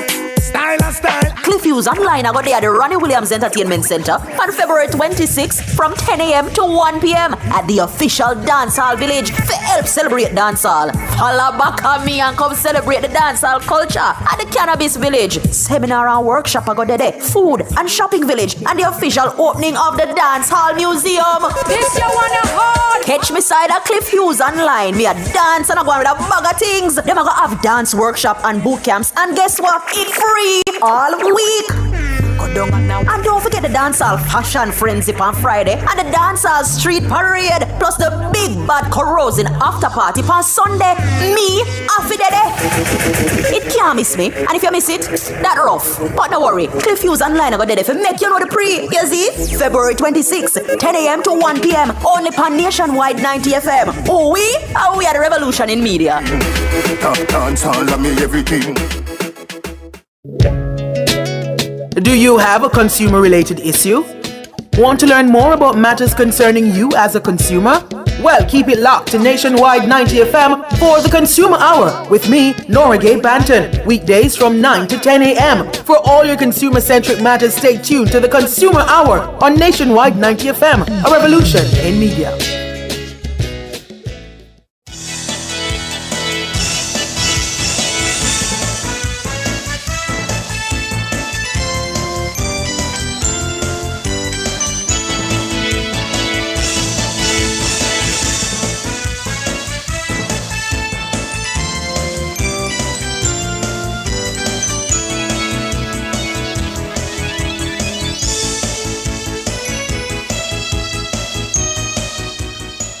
Good evening. 19 minutes going up to 7 o'clock. I'm Cliff Hughes. And I'm Ricardo Brooks. And this is The Nation's Business.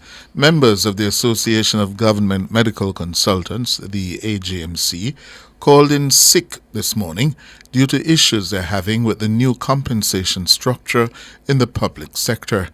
The issue reportedly concerns the payment of retroactive salaries. In a statement, the Jamaica Medical Doctors Association expressed their solidarity with the AGMC. The JMDA has described the government's response to the wage dispute as lackluster. The president of the JMDA, Dr. Renee Badro, is calling on the Ministries of Health, Finance and Labour to quickly mitigate the issues. The Jamaica Medical Doctors Association stands in solidarity with the Association of Government Medical Consultants, AGMC. Today we are wearing black to show our support for their cause. The Ministry of Finance and Public Service has been disingenuous in its treatment of both groups. As doctors, we are not asking for more money. We are simply asking for the Ministry of Labour, the Ministry of Finance, and the Ministry of Health to simply pay us what they owe us. The JMDA and the AGMC are two different unions, but we're one profession. And if you have done injustice to one, you haven't done injustice to all. That's Dr. Renee Badro, president of the JMDA. The protest comes weeks after the Nurses Association of Jamaica expressed their unrest over outstanding retroactive pay. The group had a meeting with the Health Minister, Dr. Christopher Tufton, following that protest. A member of the AGMC's executive, Dr. Merton Smith, says members were informed that their retroactive pay was set to be allocated during an unspecified period of time in the upcoming financial year. Now, he's saying that the response from the Finance Ministry has been insufficient. He joins us now. Good evening, Dr. Smith. Hi, good evening. Good evening. And good evening to your listeners. Mm-hmm. First of all, clarify for our listeners or viewers, what's the difference between the AGMC membership and those of the JMDA? Okay, so in the public health sector, we have medical doctors that are operating at different levels. And in this series, we have interns, senior house officers, and medical officers 1 through to 8. So interns, senior house officers, and medical officers 1 to 3 would be members of the JMDA. And the medical officers grades 4 to 8, which are the consultants, would be part of the Association of Government Medical Consultants. So we're on one series, but because we're operating at different levels, we have two different bargaining units that represent us. So would it be fair to describe your members as senior doctors? That's correct. All right. Hold it there for us, Dr. Smith. Okay. Let me just take a quick time signal and come back.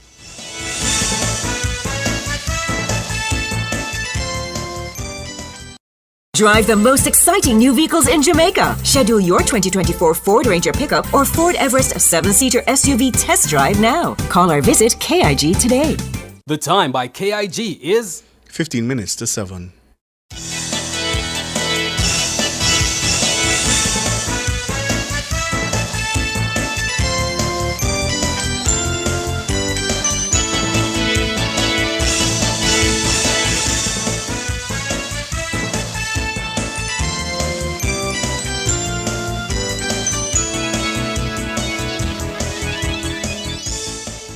Thank you so much for staying with us here on Nationwide at 5. It's the Nation's Business. We have with us Dr. Merton Smith, a member of the AGMC's executive. The senior doctors, they're restive over retroactive salaries. Just before the break, Doc, you were about to add a clarification to that point about senior doctors. Oh no, I was agreeing with you, but just to say that how the public health sector has operated over the years, some of the members of the JMDA are actually quite senior themselves as medical officers grade 3, but they have not been promoted to 4.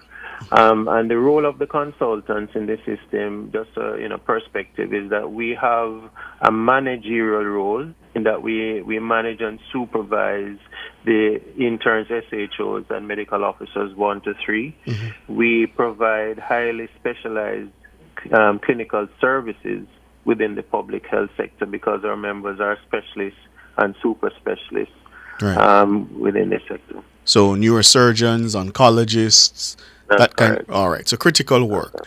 How far does this issue of the outstanding retroactive salaries, how far does it date back? April 1st, 2022, coming forward to December 2024. And over that time period, over the period that you've been in dialogue with the Ministry of Finance, what has been the response? Right. So just in terms of contextualizing it, even though the contract period runs from 2022 to March of this year, we signed our heads of agreement in September last year. And consequent upon signing, we started getting our new salary rates in December 2024. And that is why the retroactive runs up to that period. Now, our expectation when we had our negotiations was that the calculations had been done for how much it would cost to pay the new rates and the retroactive salary. So all of that information is actually present with the Ministry of Finance for some time now, and so the numbers are well known to them. Mm-hmm. And we heard utterances in January by the Minister of Finance that additional monies were set aside to deal with outstanding payments for several groups within the health sector, and the consultants weren't mentioned by name. So we got the impression, and I'm sure persons could understand why we got that impression, that the monies were actually programmed in this financial year for us to be paid our retroactive salaries. Mm-hmm.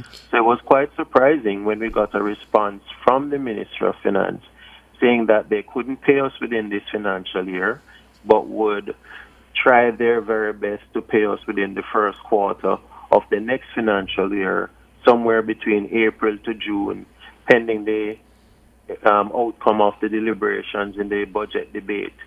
So because there are so many pendings and so many conditions that would determine whether or not they could pay us within that first quarter, we felt that even this first quarter proposal was not definitive enough.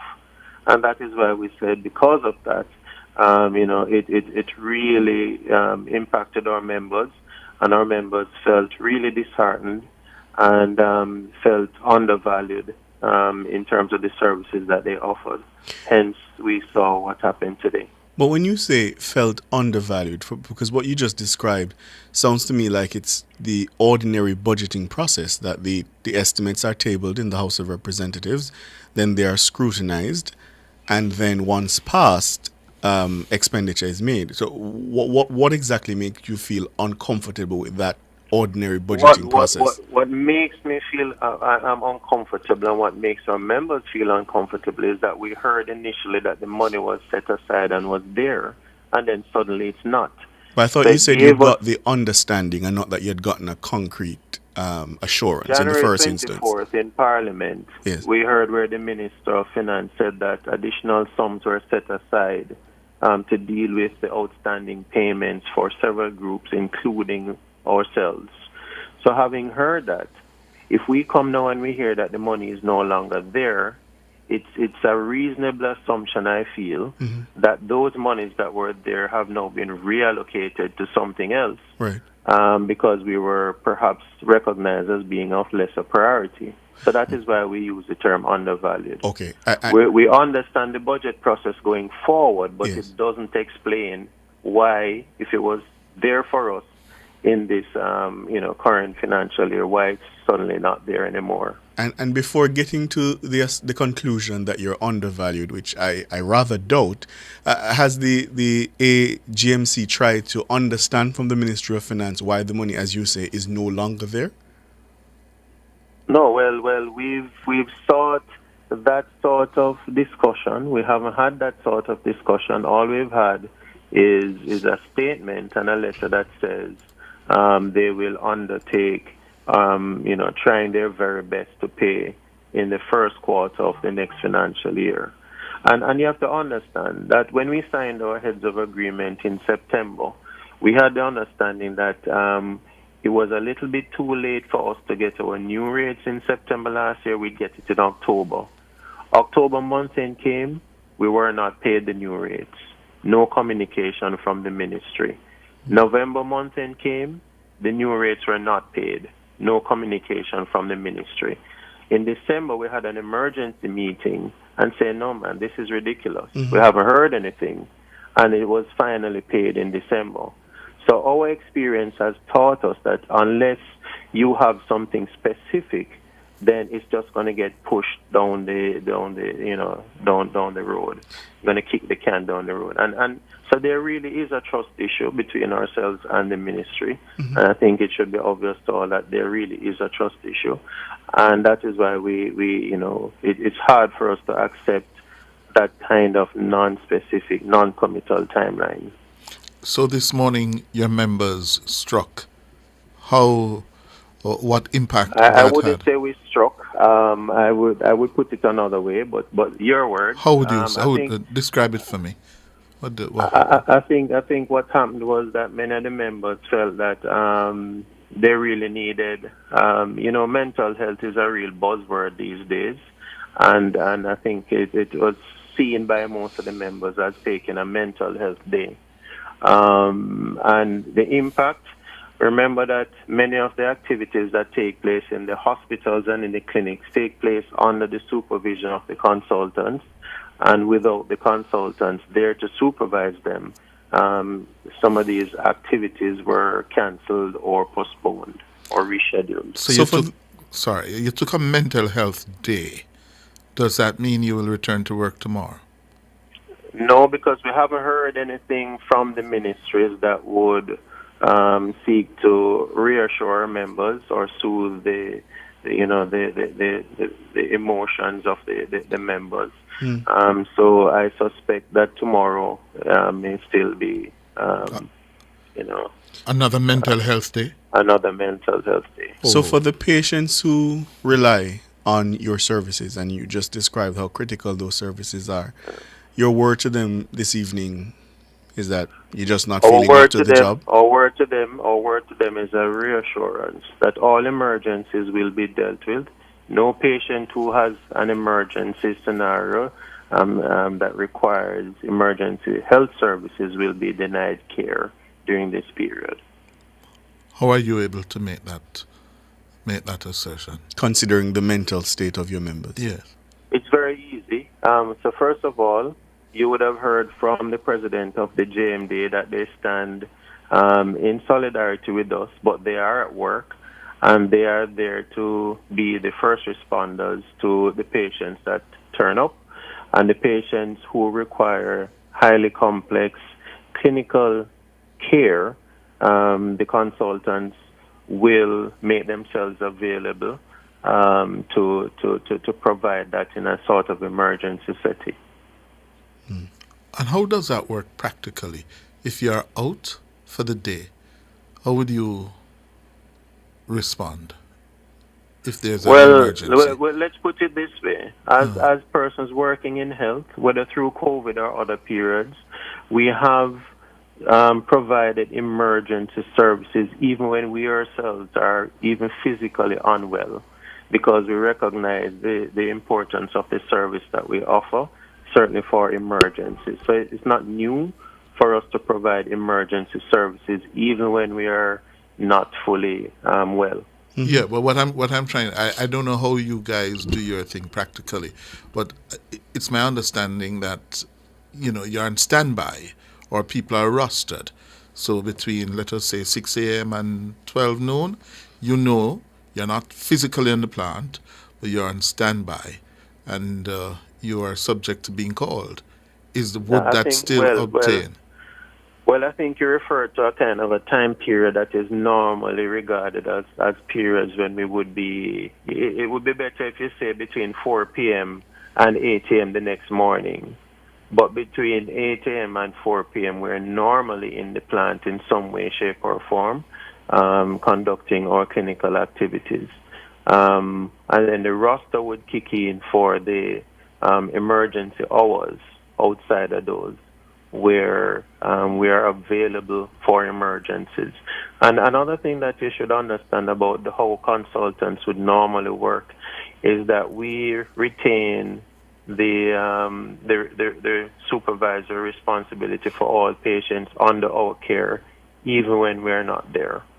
Yeah, I understand that. But to the main point I was trying to make, Dr. Smith, if you are having another mental health day tomorrow, yes, would there be provisions? Am I to understand that you'd make provisions so that in the outside the regular hours, your 8 p.m. to 8 a.m., that you would make provisions that in the event of an emergency, call Dr. Brooks, call Dr. Hughes? Oh, yes, definitely. There's a duty roster that's published, and all persons within each of the hospitals would know who is the consultant that they would call in certain circumstances.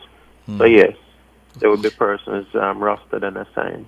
So, Dr. Smith, considering the mental state and, the need to take a mental health day, should your patients tomorrow have confidence that their consultants who do show up for those emergency cases will be providing the absolute best care considering the mental state? Yes, I think they can be reassured that they would still get the best care. And as I said, if you are not mentally well, to the point that you have to stay off the job. Yeah, they can. In other words, Dr. Smith, let us cut to the chase. This is nothing to do with mental health. Yeah, one of the things you have to understand, you see, is that what we have come to learn about healthcare is that how you may define a person's state of health may not be how that person defines their state of health. Dr. And health, we know, is not just physical well-being. Yes. There are other aspects of it if you look at the definition, right? Whatever it is.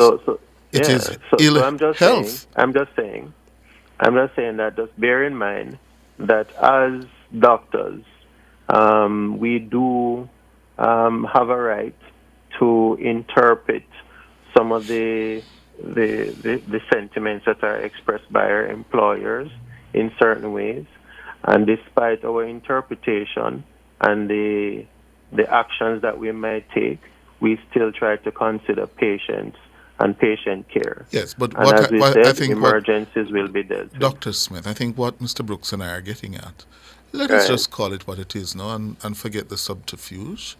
This is industrial action by the medical consultants. And let us be honest and treat it as such, more than going through these hoops about mental health. Let's be honest and call it what it is. Okay. You have an industrial dispute, and you're demonstrating, as is your right, yes, to express your reaction to that dispute. I heard. I understand. I see your point. Your word. Mental health day. Final one from me, Doc. The officials from the Ministry of Finance listen to this program. What do you want from them tomorrow and the Ministry of Labour? Right. So we hope that they are listening to, what we're saying is that there is a trust issue. And the way they have worded the response to us is really what has created the problem. The problem is that we feel that the way the response has been worded gives them the opportunity to keep pushing the payment date down. It could be April, could be May, could be June, but then that period could expire because all the different stars didn't line up in the budget presentation, and then it could be July or August, and then we hear it's election time, and then there are no funds to pay. So all of these things are weighing on the minds of the members as we consider the response from the Ministry of Finance. Thank you. Dr. Merton Smith, he's the president or the member of the executive member. Member of the executive, the Association of Government Medical Consultants. I hope you feel better tomorrow, Doc. No, we're trying. I'm going to wish you, a restoration of completely good health tomorrow. Thank you. Okay. Matter of fact, I feel like I'm going to take a mental health day tomorrow. You may not be so lucky like the medical consultant. Because if the consultant, Dr. Bugs, can say, if you know really. No. Try that with me. If you don't really sort out books, this is not government. And then run. if we have an emergency, this is not government. If run. we have an emergency, Dana can call me. Oh. But outside of an emergency, that's doctor in a books, a consultant. Puss and dog now have the same luck. They make a right here tomorrow. Yeah. It's 7:01.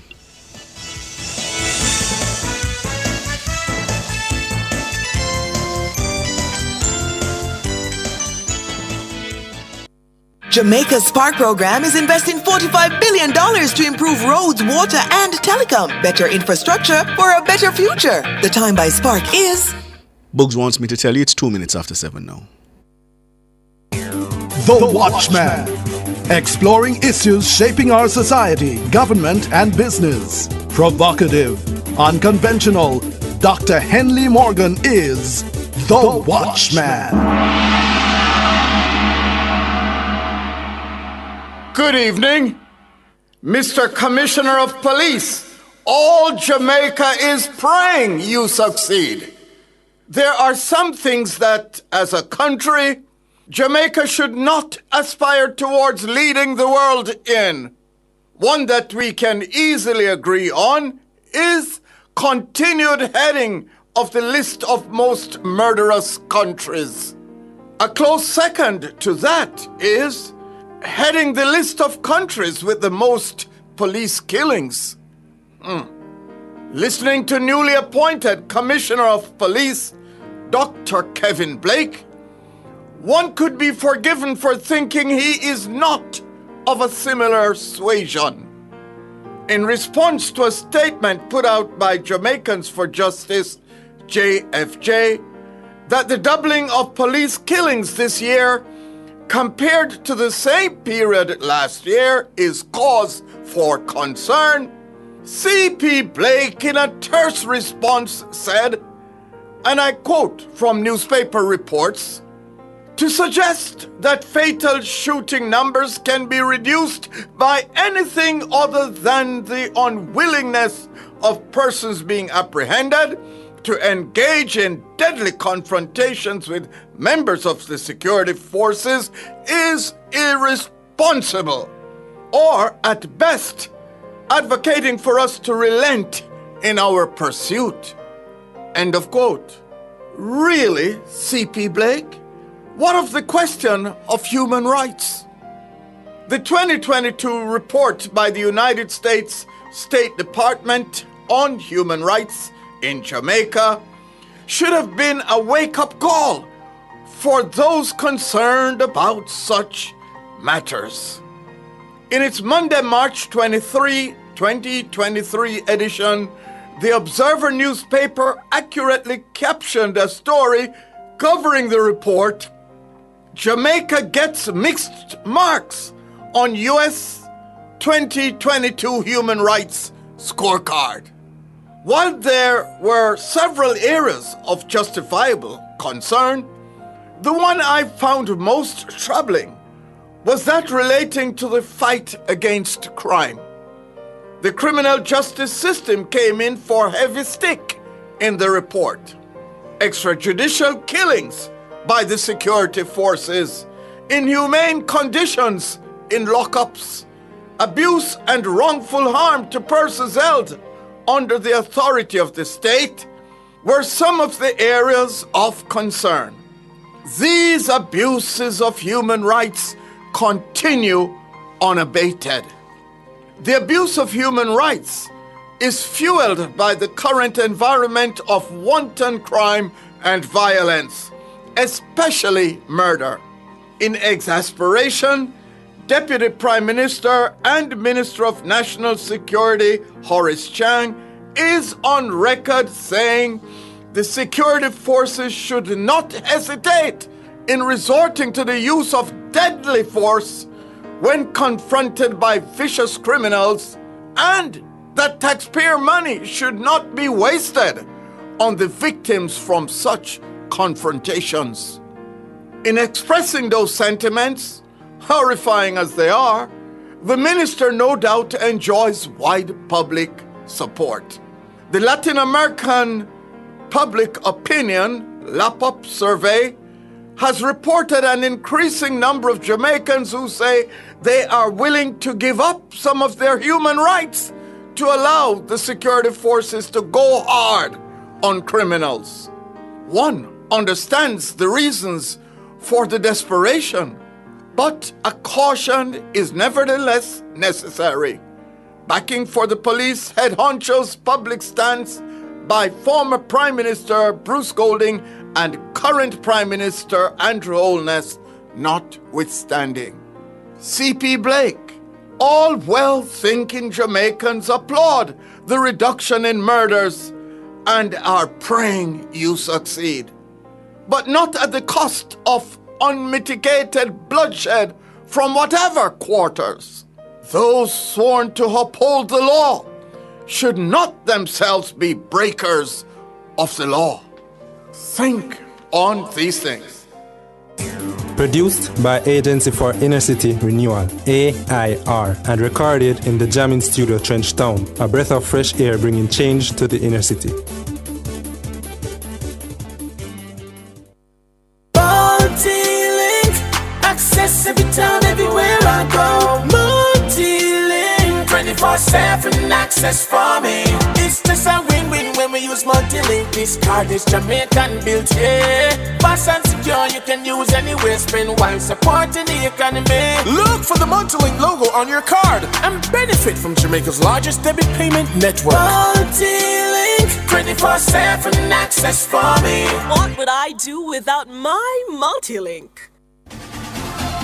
For all your electrical needs, visit ABC Electrical Sales. They stock a wide variety of electrical supplies including plugs, switches, panel boards and conduits, plus energy-saving fixtures.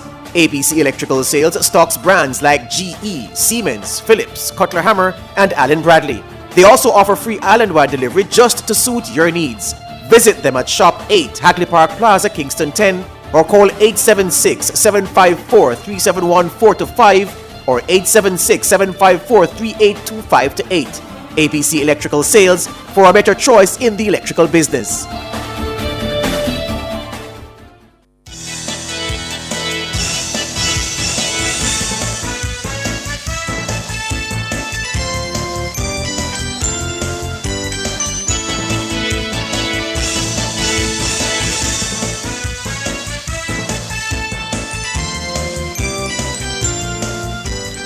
Minutes after 7, there was a general election in Germany yesterday, and it's an election that is being watched closely, the results. The man set to lead the country after winning the election is a man by the name of Friedrich Merz. He says the U.S. is largely indifferent to the fate of Europe. Merz, whose conservative Christian Democratic Union and CSU alliance won with 28.6% of the vote. He says he wants to strengthen Europe so it can achieve real independence from the United States. The BBC says the 69-year-old Merz will now try to form a coalition. The far-right Alternative for Germany had a record second-place result of 20.8%, but Merz has ruled out working with them. The outgoing German Chancellor Olaf Scholz, Social Democrats, had their worst ever result with just 16.4% of the vote.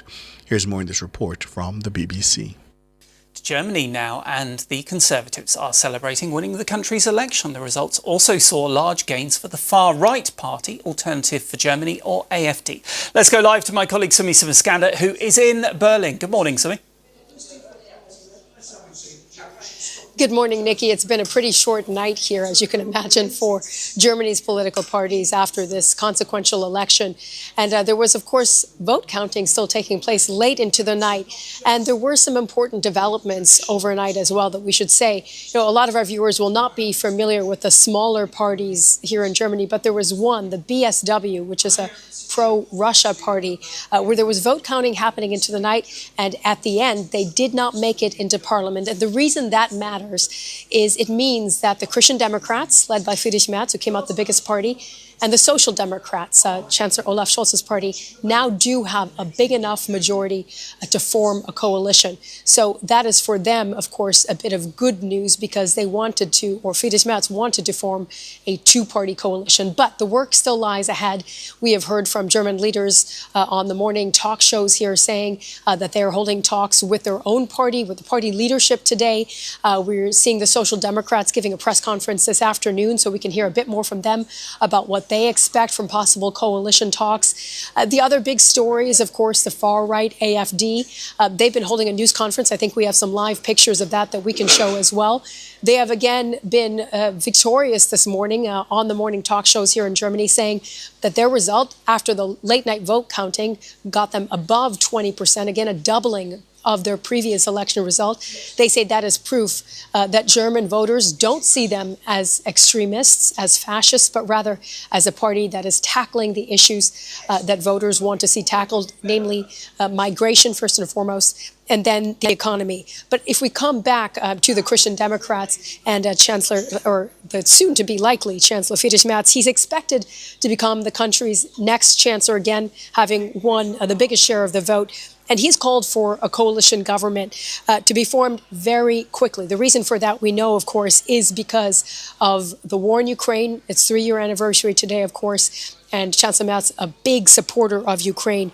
And he said his top priority will be supporting unity in Europe, which he said is needed to achieve independence from the United States. Really strong words there from Friedrich Merz. Let's take a look at the preliminary results now. Friedrich Merz's Conservatives, you see, in black here. They were ahead of rival parties, but just below 30% of the vote share that they had expected. We mentioned, of course, the other winner, the far-right Alternative for Germany, celebrating that second-place result of 20.8%. And then the Social Democrats, led by the current Chancellor Olaf Scholz, you see here in red, they got their worst result ever with 16.4%. That's a drop of about 9 percentage points from the last election. And this is really interesting. If you look at a map of where these votes were distributed, you can see that in the former east of Germany, the AfD, this blue color, really dominated that entire region. The west overwhelmingly went for the CDU, you see in black on the map. So really interesting voting patterns. Now, over in the US, President Trump welcomed the CDU's victory, saying it was proof that Germans were like Americans, tired of the, quote, no common sense agenda, especially on energy and immigration. So those are the results that we've been looking at. Our Berlin correspondent, Jessica Parker, has more on how the night unfolded. The man now set to lead Germany. The centre-right politician told his supporters that he understood the enormity of the task now before him. Meanwhile, flags were waving at the AfD election base. The far-right party came second, its best ever result. They won't get into government, as other parties won't work with them. But they say they're on the road to power. Here at the election night HQ of the centre-right CDU party, the beer is flowing, so is the German sparkling wine. But activists I've been speaking to say they are a bit disappointed about the results. They'd hope to do a little better. Nevertheless, this is the party that is in pole position to form the next government. What priorities does the next German government have to deliver on? Well, I think the most important thing is migration, then economics, but also internationally, we have to figure out the situation with Ukraine, especially now with Donald Trump in the government. And on American relations, Friedrich Merz gave this stark assessment. After Trump's statements last week, it is absolutely clear that this US government doesn't care about Europe. For now, though, it's time to build bridges at home. Pulling together a governing coalition in Germany, never an easy task. Jessica Parker, BBC News in Berlin.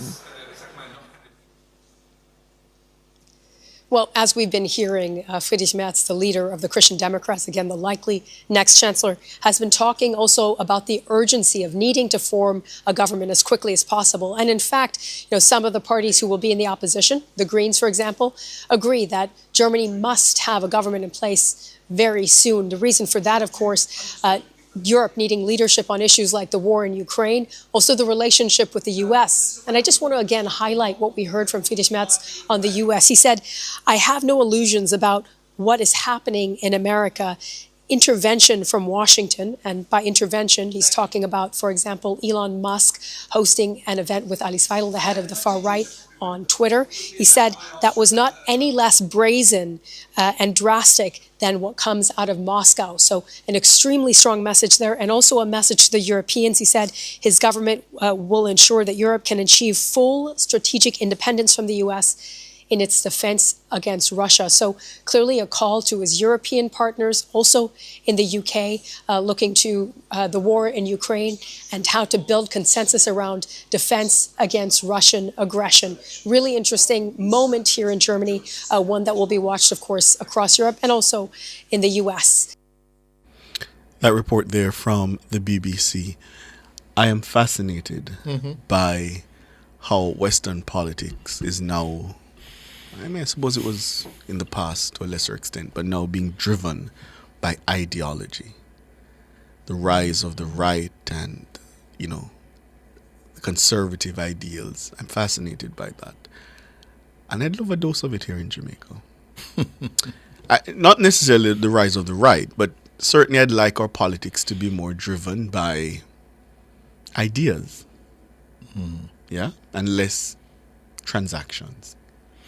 Which is why I want to question whether it's ideology that's driving the right, the surge that we're seeing in terms of far right politics. I'm not so sure yet if it's ideology or transaction, money, yeah, and the fact that a few very powerful people across the world now have control over how people think, yes, how they behave, and their views in terms of how money is made, how patterns of migration are emerging. I'm not yet convinced that it's ideological. But here's where I part company with you. It is ideological because the select few that you speak to, yes, they've been able to capture the levers of power by selling an idea that the masses of the people have bought into, even sometimes against their own interests. No, I don't think they've been able to sell an idea. I think they've been able to control and distribute content, yeah, that suits their bottom line. Yes. Business, money. Yes. And in so doing... And in so doing... Convince people to vote for that. No. That's not where ideology comes in. What is the original motivation for their control of the different means of communication? Pause for a cause. When they, when they're able to write and design the algorithms. Yes. Yeah. And now control the flow of information. Yes. Yeah. That's not ideological. But what is the information that they're pushing? It comes from an ideological base. For example, immigrants are bad. Policies aimed at diversity, inclusion, equity are bad. So you feed that. That comes from somewhere. And I'm suggesting to you that that's a far-right conservative ideology that they've, I agree with you, largely been able to put out into the mainstream because they control the media. Yeah, not just traditional, but also the social media.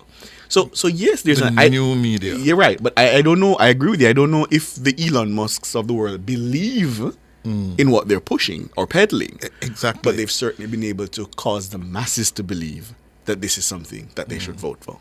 That's why I say the jury is out on that.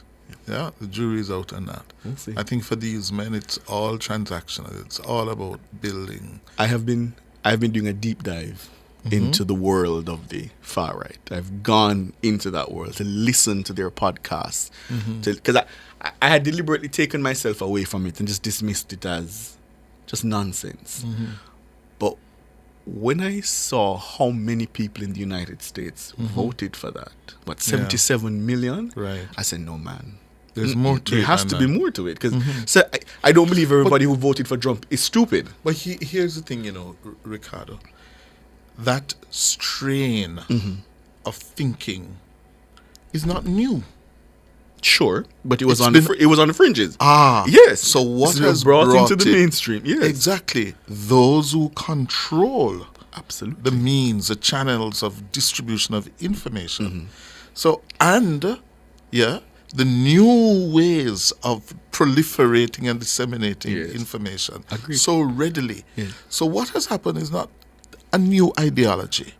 What has happened is the system, the methods of communicating and disseminating the information. Yeah? And I go back to the algorithms. Yes. They feed you absolutely what they want you, what you continue to click on. Yes, Yeah? yes, and So then you buy into it. The voters have bought into it. So it's one thing to feed it to you, and you click it and you watch it. They've clearly accepted because we have seen the retreat, of traditional media, where there was community, and I use that word advisedly. There was community of not only thought but action, which influenced the politics and the political decision making. That community now is a community of one. A community of one. When you say retreat, it sounds like a deliberate act. So you think traditional media has deliberately retreated or has been forced out of the space? Let me forced. Okay. Marginalized. Right. That is a more correct term. Marginalized. Yeah. And do we have communities anymore? No. We have online communities, and there's a huge difference. And create silos. Exactly. You can exist in a bubble and in a world, a virtual world, and you never have to interact with anything else. Precisely. Yeah. And what does it produce? It produces that kind of thinking. It legitimizes that kind of thinking. It also produces what Dr. Smith told us earlier: mental health issues. Yeah. Yeah. It produces questions about me, the person, the individual. Who am I? Polarization. Yeah. Extreme polarization. And I've said it to you that having listened to the things, the ideas that they are spouting in these spaces, I am gravely concerned. I said it to you before about the future of democracy and political participation and activism. I'm seriously concerned. And it's not just in the United States or in Europe. In Jamaica here, there are some spaces. Let me tell you, man. Let me tell you. We are in trouble. We are in trouble. And unless well-thinking people start to recognize that, I think there was a silence because it was, you just don't speak up. You just don't do certain things. You just don't say certain things because it wasn't appropriate to say. More well-thinking people need to start saying the hard truths, because those who are telling lies, they have no problem doing so. And if for reasons of, gentility and, correctness, political correctness, those who know the truth don't speak the truth, I worry. And it's more than just speaking the truth. It's about getting into that space and countering the lies. And the false truths. It is about getting in there and rolling up our sleeves and getting there. I was doing an interview earlier today, and I was asked about this issue of traditional media and whether it's dying. And without hesitation, I say yes. Yes. I don't see traditional media as we know it going for no more than about 3 to 5 years max from now. And that is going to mean profound changes for what we perceive to be television, radio broadcasting, and print. All those are dying. This, This is where your newspapers are. This is where your radio stations are. This is where your television stations are. So why do we need this massive infrastructure? Huh? You don't. This business has got to move, has got to change. And then that raises questions about regulation. Regulation has to change. How it's regulated. Yeah. Yeah. And it means upending and probably rewriting the rules. Absolutely. The laws. Yeah. Because it can't continue as is. Yeah. If we know from the inside what's happening in terms of the economics of media. It's a wretched story that we're not telling. Yeah? But the changes are here. They're not coming. They are here. So, I don't know. If you love Jamaica, fight for it. Because too many countries are, I don't know. And you're right. Upside down. We have, right here in Jamaica, certain spaces where it's not only the toxicity, but the blatant, lying and disinformation and misinformation. Yeah. And some people are lapping it up. Because it's become it's become currency, because there are people who are making a living, thriving on that. That's just what they do. And morning to evening, you just get online and just make up lies. Just and they make money from it. They make money from it. Yeah. And the more outrageous the lie, the more money they make. Yes, absolutely. Because the virality of it all. Yes. The Prime Minister said something, and he didn't develop the point, I think, but I think he ought to. All our political leaders should pay attention to it. He said that there is now a battle for the minds of Jamaicans. I think it was profound, and I think he should develop the point. And all our political leaders should pay attention to that. They should pay attention to that, because sooner or later, they'll also be marginalized. They'll also be marginalized. The state, government agencies, government communication. Yeah.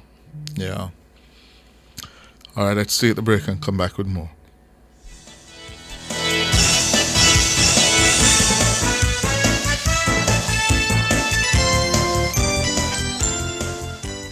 Yes, it's tax time. March 17 is the due date for your income tax returns. Self-employed individuals are required to file their annual returns SO4 and estimated return SO4A with income tax, education tax, NHT and NIS due and payable on one return. Companies are required to file the ITO2, which is the annual return, and the estimated return ITO7. Visit jamaicatax.gov.jm or call 888-TAX-HELP for details. Tax Administration Jamaica, working together to serve you even better. Guilty. Outperform, outlast. Guilty. With top performance. Guilty. Jackama. Reliable. Full stop, not comma. We have the expertise for drilling and demolition. We have the power tools for plumbers and electrician. Fancy select tools, 3 parts and 3 repairs. 3 parts, 3 repairs. 2 to 3 years. Hilton. Available at Delta Supply, 106 Hagley Park Road. Call us at 876-302-6111-4. Delta Supply. We service what we sell. Apply for your Sagicor Bank Preferred Prepaid MasterCard today. Load your remittances for everyday spending. Receive cash transfers from any local bank. The time by Sagicor Bank is 7:30.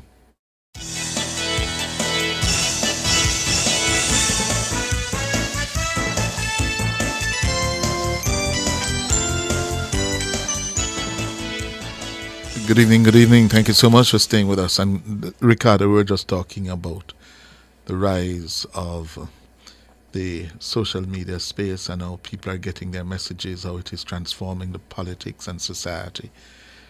Today, news emerged in the United States of America that the President, Donald Trump, has appointed a podcaster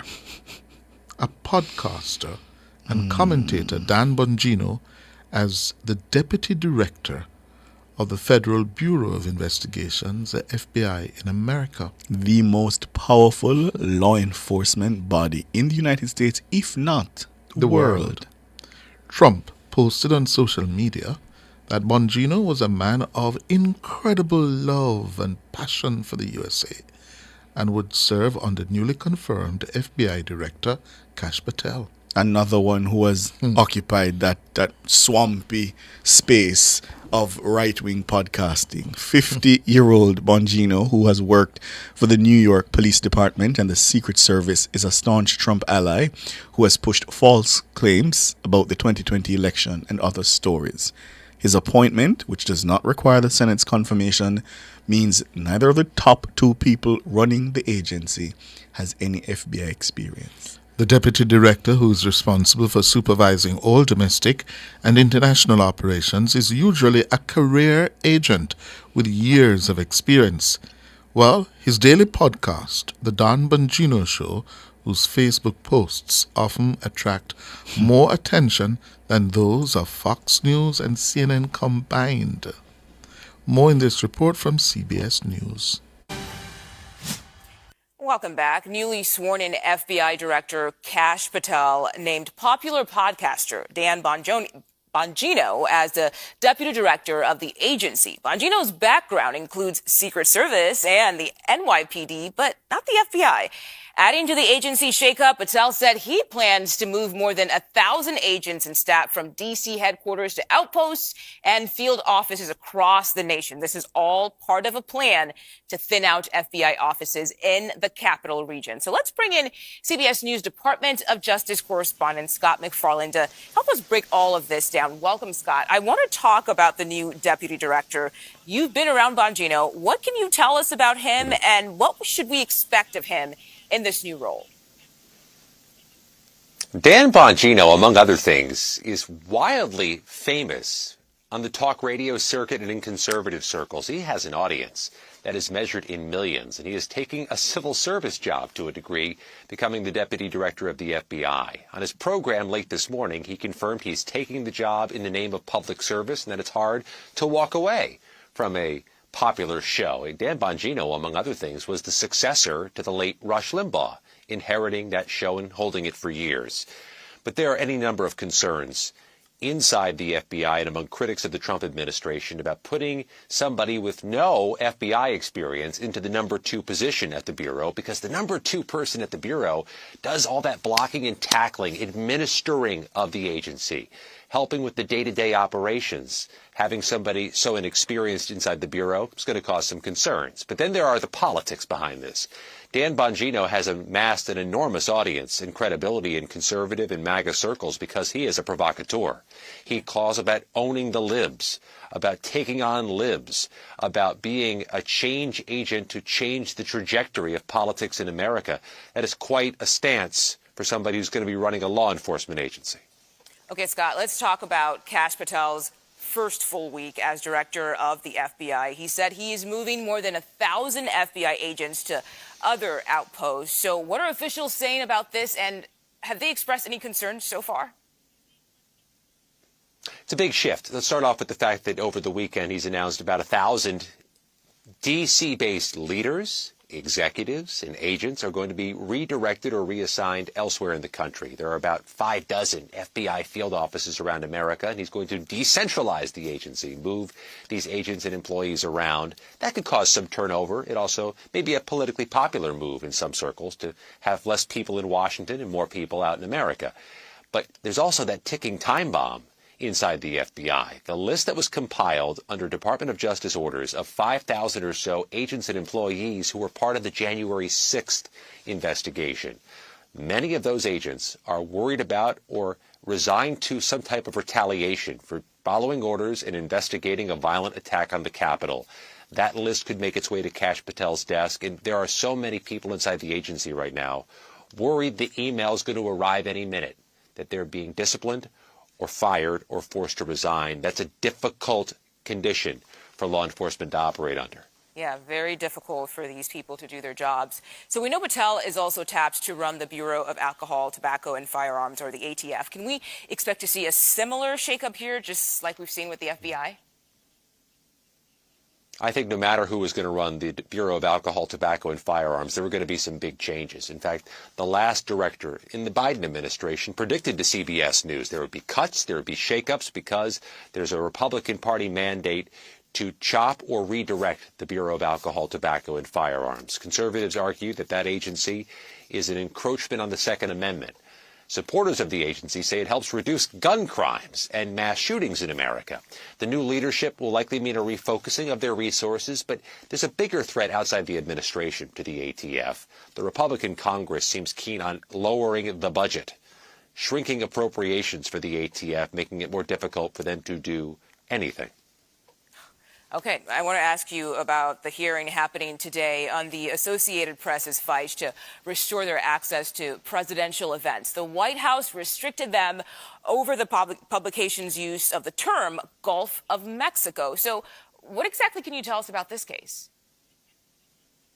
Yeah, the Associated Press goes into court in mid-afternoon here in Washington to ask for a judge to intervene and restore their full access, the access they'd had a few weeks ago and for years, to all spaces in the White House where the Associated Press is accustomed to going, to cover the president from Air Force One to the Oval Office to the areas that are limited to certain press.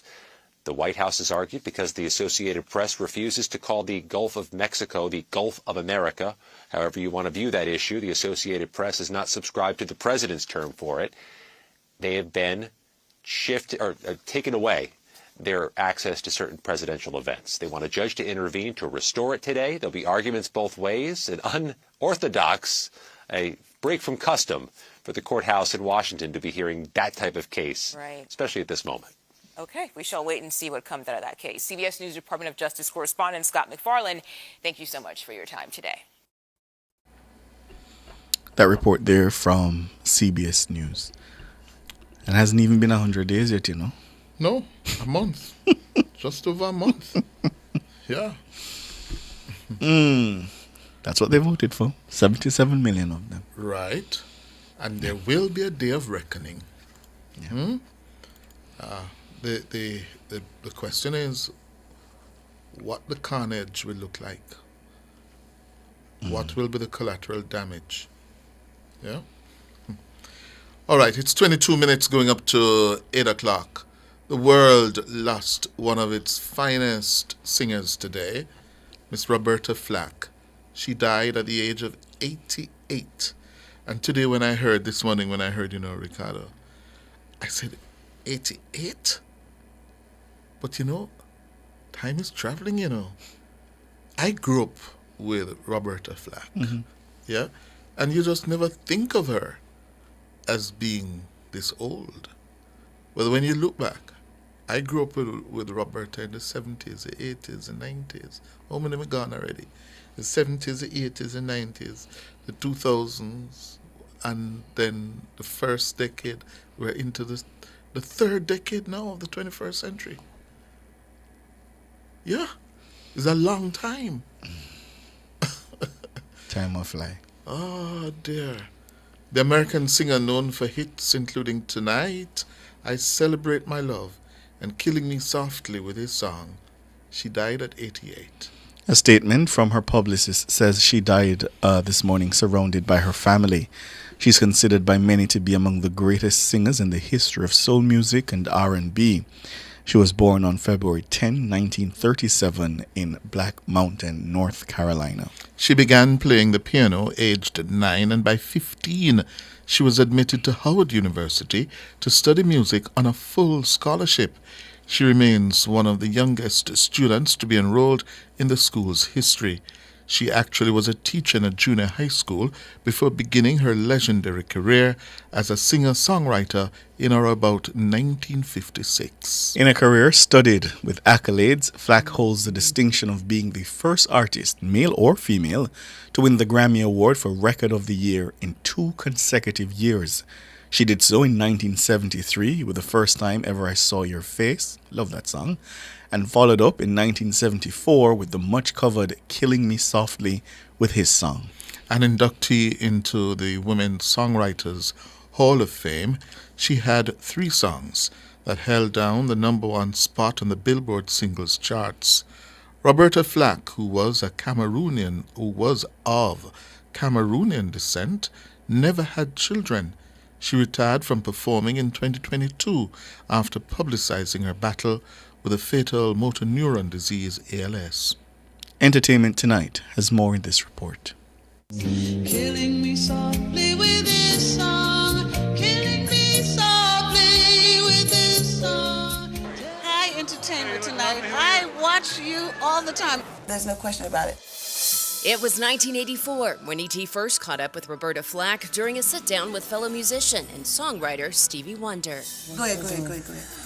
My feeling is, number one, we're friends. I have been asked if I would do duets with Stevie. My answer is always I would. I think what you have to be very careful of today in 84, since duets are, that's the state of the art. You have to be very careful about becoming involved in what is now the trend. By then, she'd already won 4 Grammys, making history as the first artist to win Record of the Year 2 times in a row. I'd like to thank the world. I don't listen to music. Why not? I make it. The first time ever I saw your face. And it was this song, 51 years ago, in Clint Eastwood's movie Play Misty for Me, that set it all in motion. And the rest is wonderful history.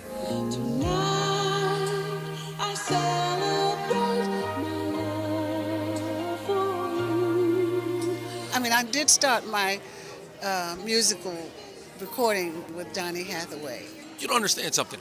I believe that everyone that in my neighborhood, everybody I grew up with, had at least 3 of your albums. If you didn't have them in your collection, then you were sleeping. The closer I get to you, the more you make me see. You see, when Donny and I did duets together, that happened quite accidentally.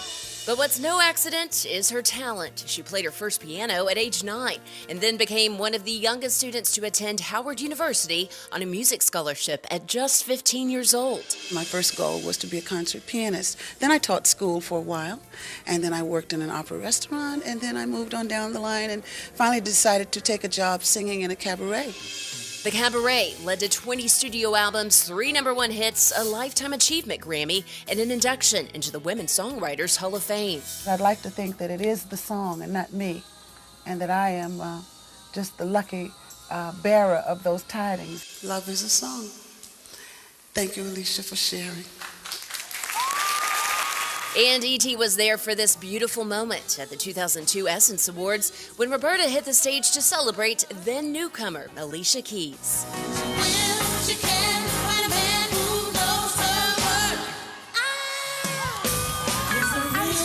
I had a chance to sing Alicia's song, A Woman's Worth. It represents something so good and with so much quality.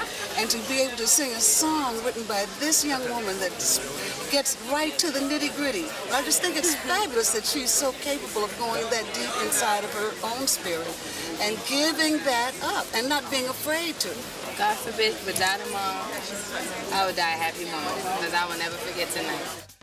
She left her fingerprint on generations of artists. Strumming my pain with his finger, singing my life with his words, killing me softly with his song. The Fugees took on Killing Me Softly in '96, flipping the track and making it the highest-selling single that year in more than 20 countries. Today, it remains one of the biggest hip-hop songs of all time. Get at. I'm honest and sincere and reliable and confident and ambitious and generous and an animal lover and a children lover and a people lover and a world lover, and I can sing.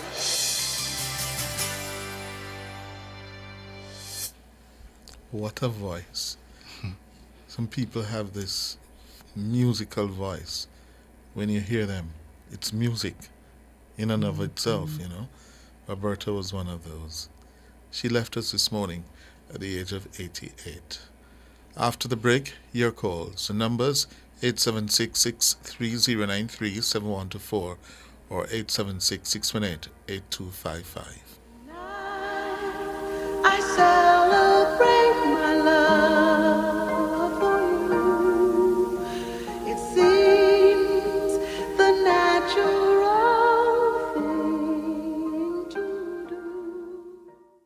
The national budget is everybody's business because it impacts every Jamaican. The Time brought to you by the Ministry of Finance and the Public Service is 7:46.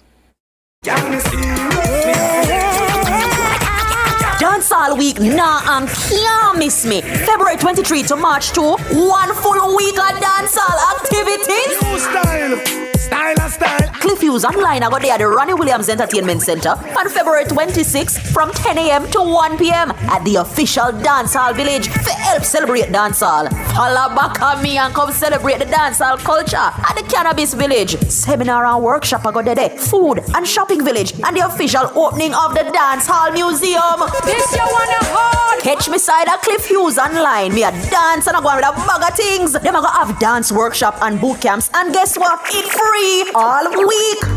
Go down and don't forget the dancehall fashion frenzy on Friday and the dancehall street parade, plus the big bad corrosion after party on Sunday. Me, Affidede. It can't miss me, and if you miss it, that rough. But don't worry, Cliff Hughes Online I got there for make you know the pre. You see, February 26, 10 a.m. to 1 p.m. only on Nationwide 90 FM. Oh, we are the revolution in media. Dancehall of me everything.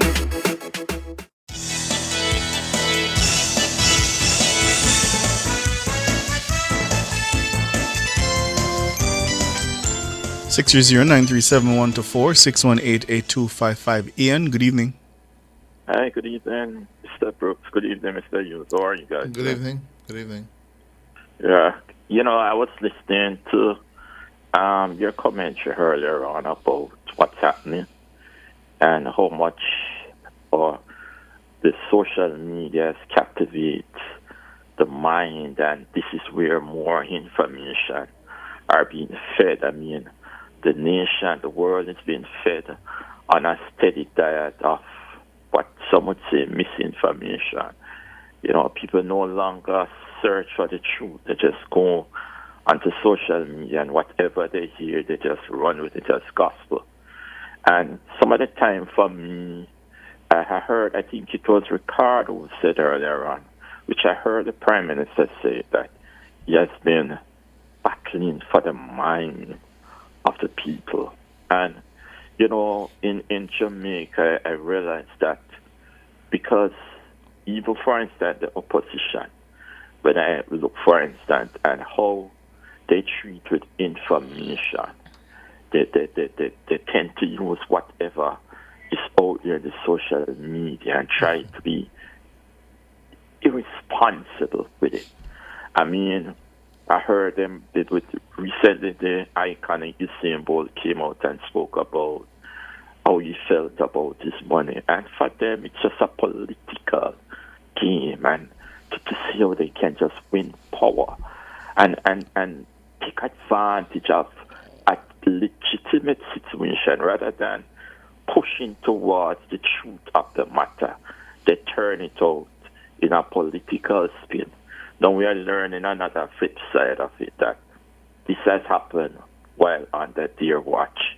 And then the Jamaican people are left confused because we're wondering which side to believe now, who is telling the truth now.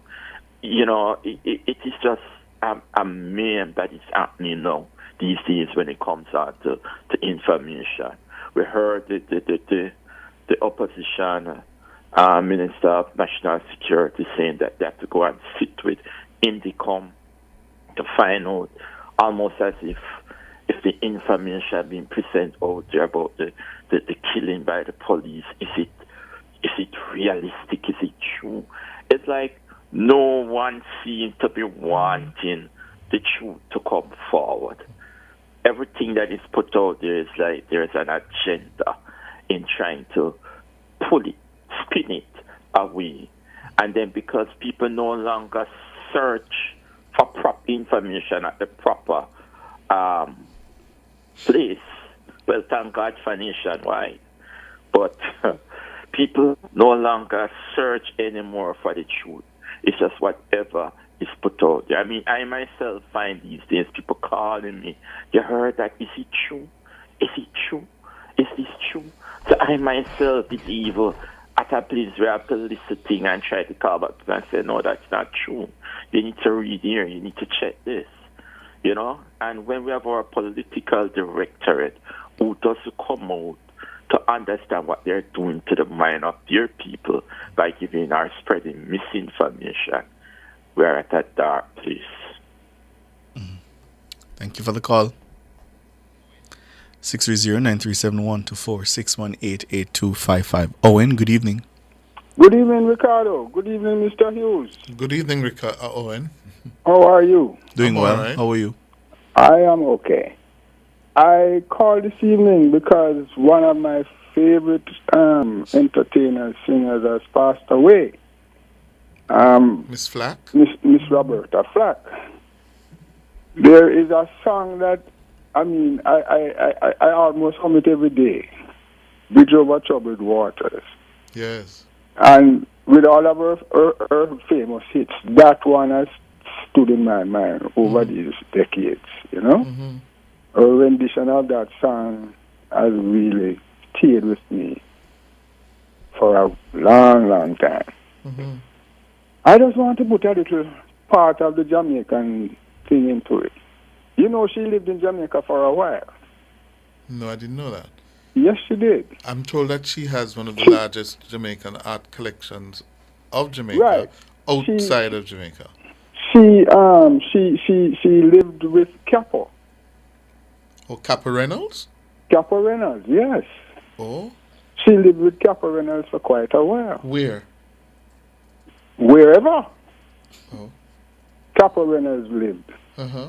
Yes. And I know that she also had a well-known affair with a Barbadian coconut vendor. Well, I'm not half aware her of that age. one. I'm not aware of that one, but Yes. You sure it was? You sure it was? Yes, man. That one was well publicized. You sure it wasn't Nina Simone?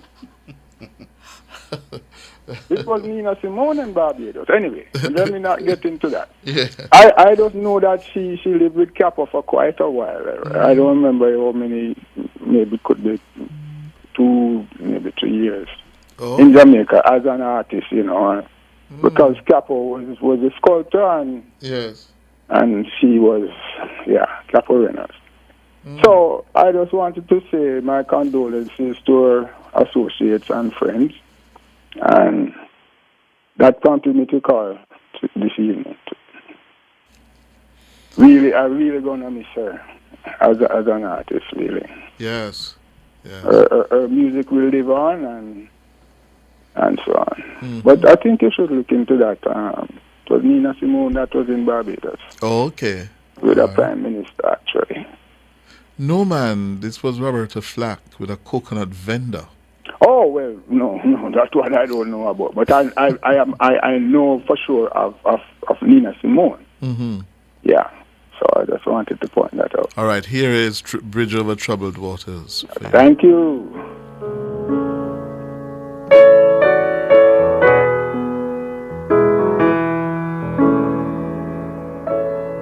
When you're weary and feeling small,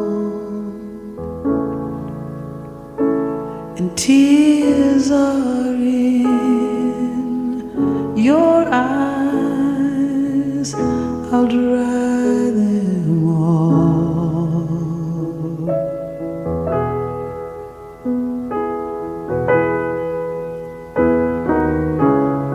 I'm on your side.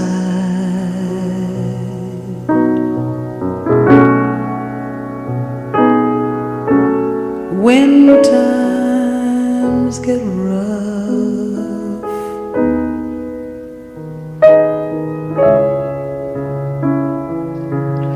and friends just can't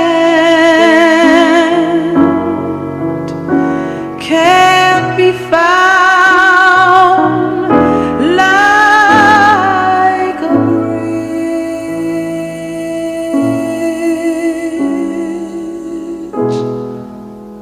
over troubled waters. I will lay me down. Roberta Flack for Owen. Yes, do we have another caller? Yeah. Well, that's what we're going to leave it for this evening. You have to play Killing Me Softly. Yeah. Oh. What I like about that song is that when I was younger, I took it literally. And it was like, I grew up, I was like, this is not about killing. It's about just sitting in some place and somebody's playing and they're playing so good that the memories that come back to you was like torture. Yeah.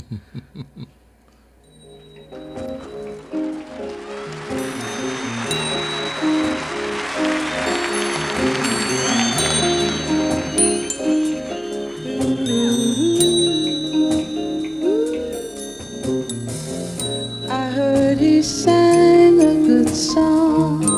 I heard he had a style. And so I came to see him to listen for a while.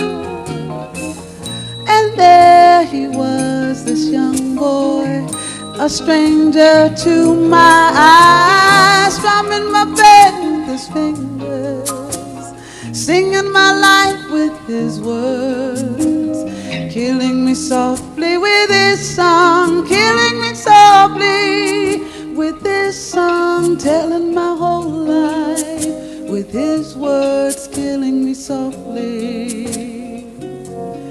with his song.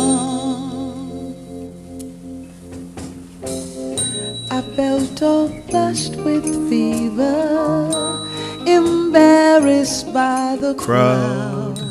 I felt he found my letters and read each one out loud. I prayed that he would see me Finish, then he kept right on. Yeah, it's a good song. Dana Davey, thank you so much. Andrew Glenn Anderson, thank you, my brother. Kimon Thompson is our editor this evening. Thank you, Kimon. My colleagues in the newsroom, the best in the business. Hello, Cara. Yes. Our thoughts are with you, Yeah. my friend. Continue to be strong, Cara. Yeah, you have to be there for the family now. Yeah. Leadership is thrusted upon you. I got her to laugh yesterday. Yeah? Yeah. Good. I got her to laugh yesterday. She said thanks for the laugh. Miss you, Cara.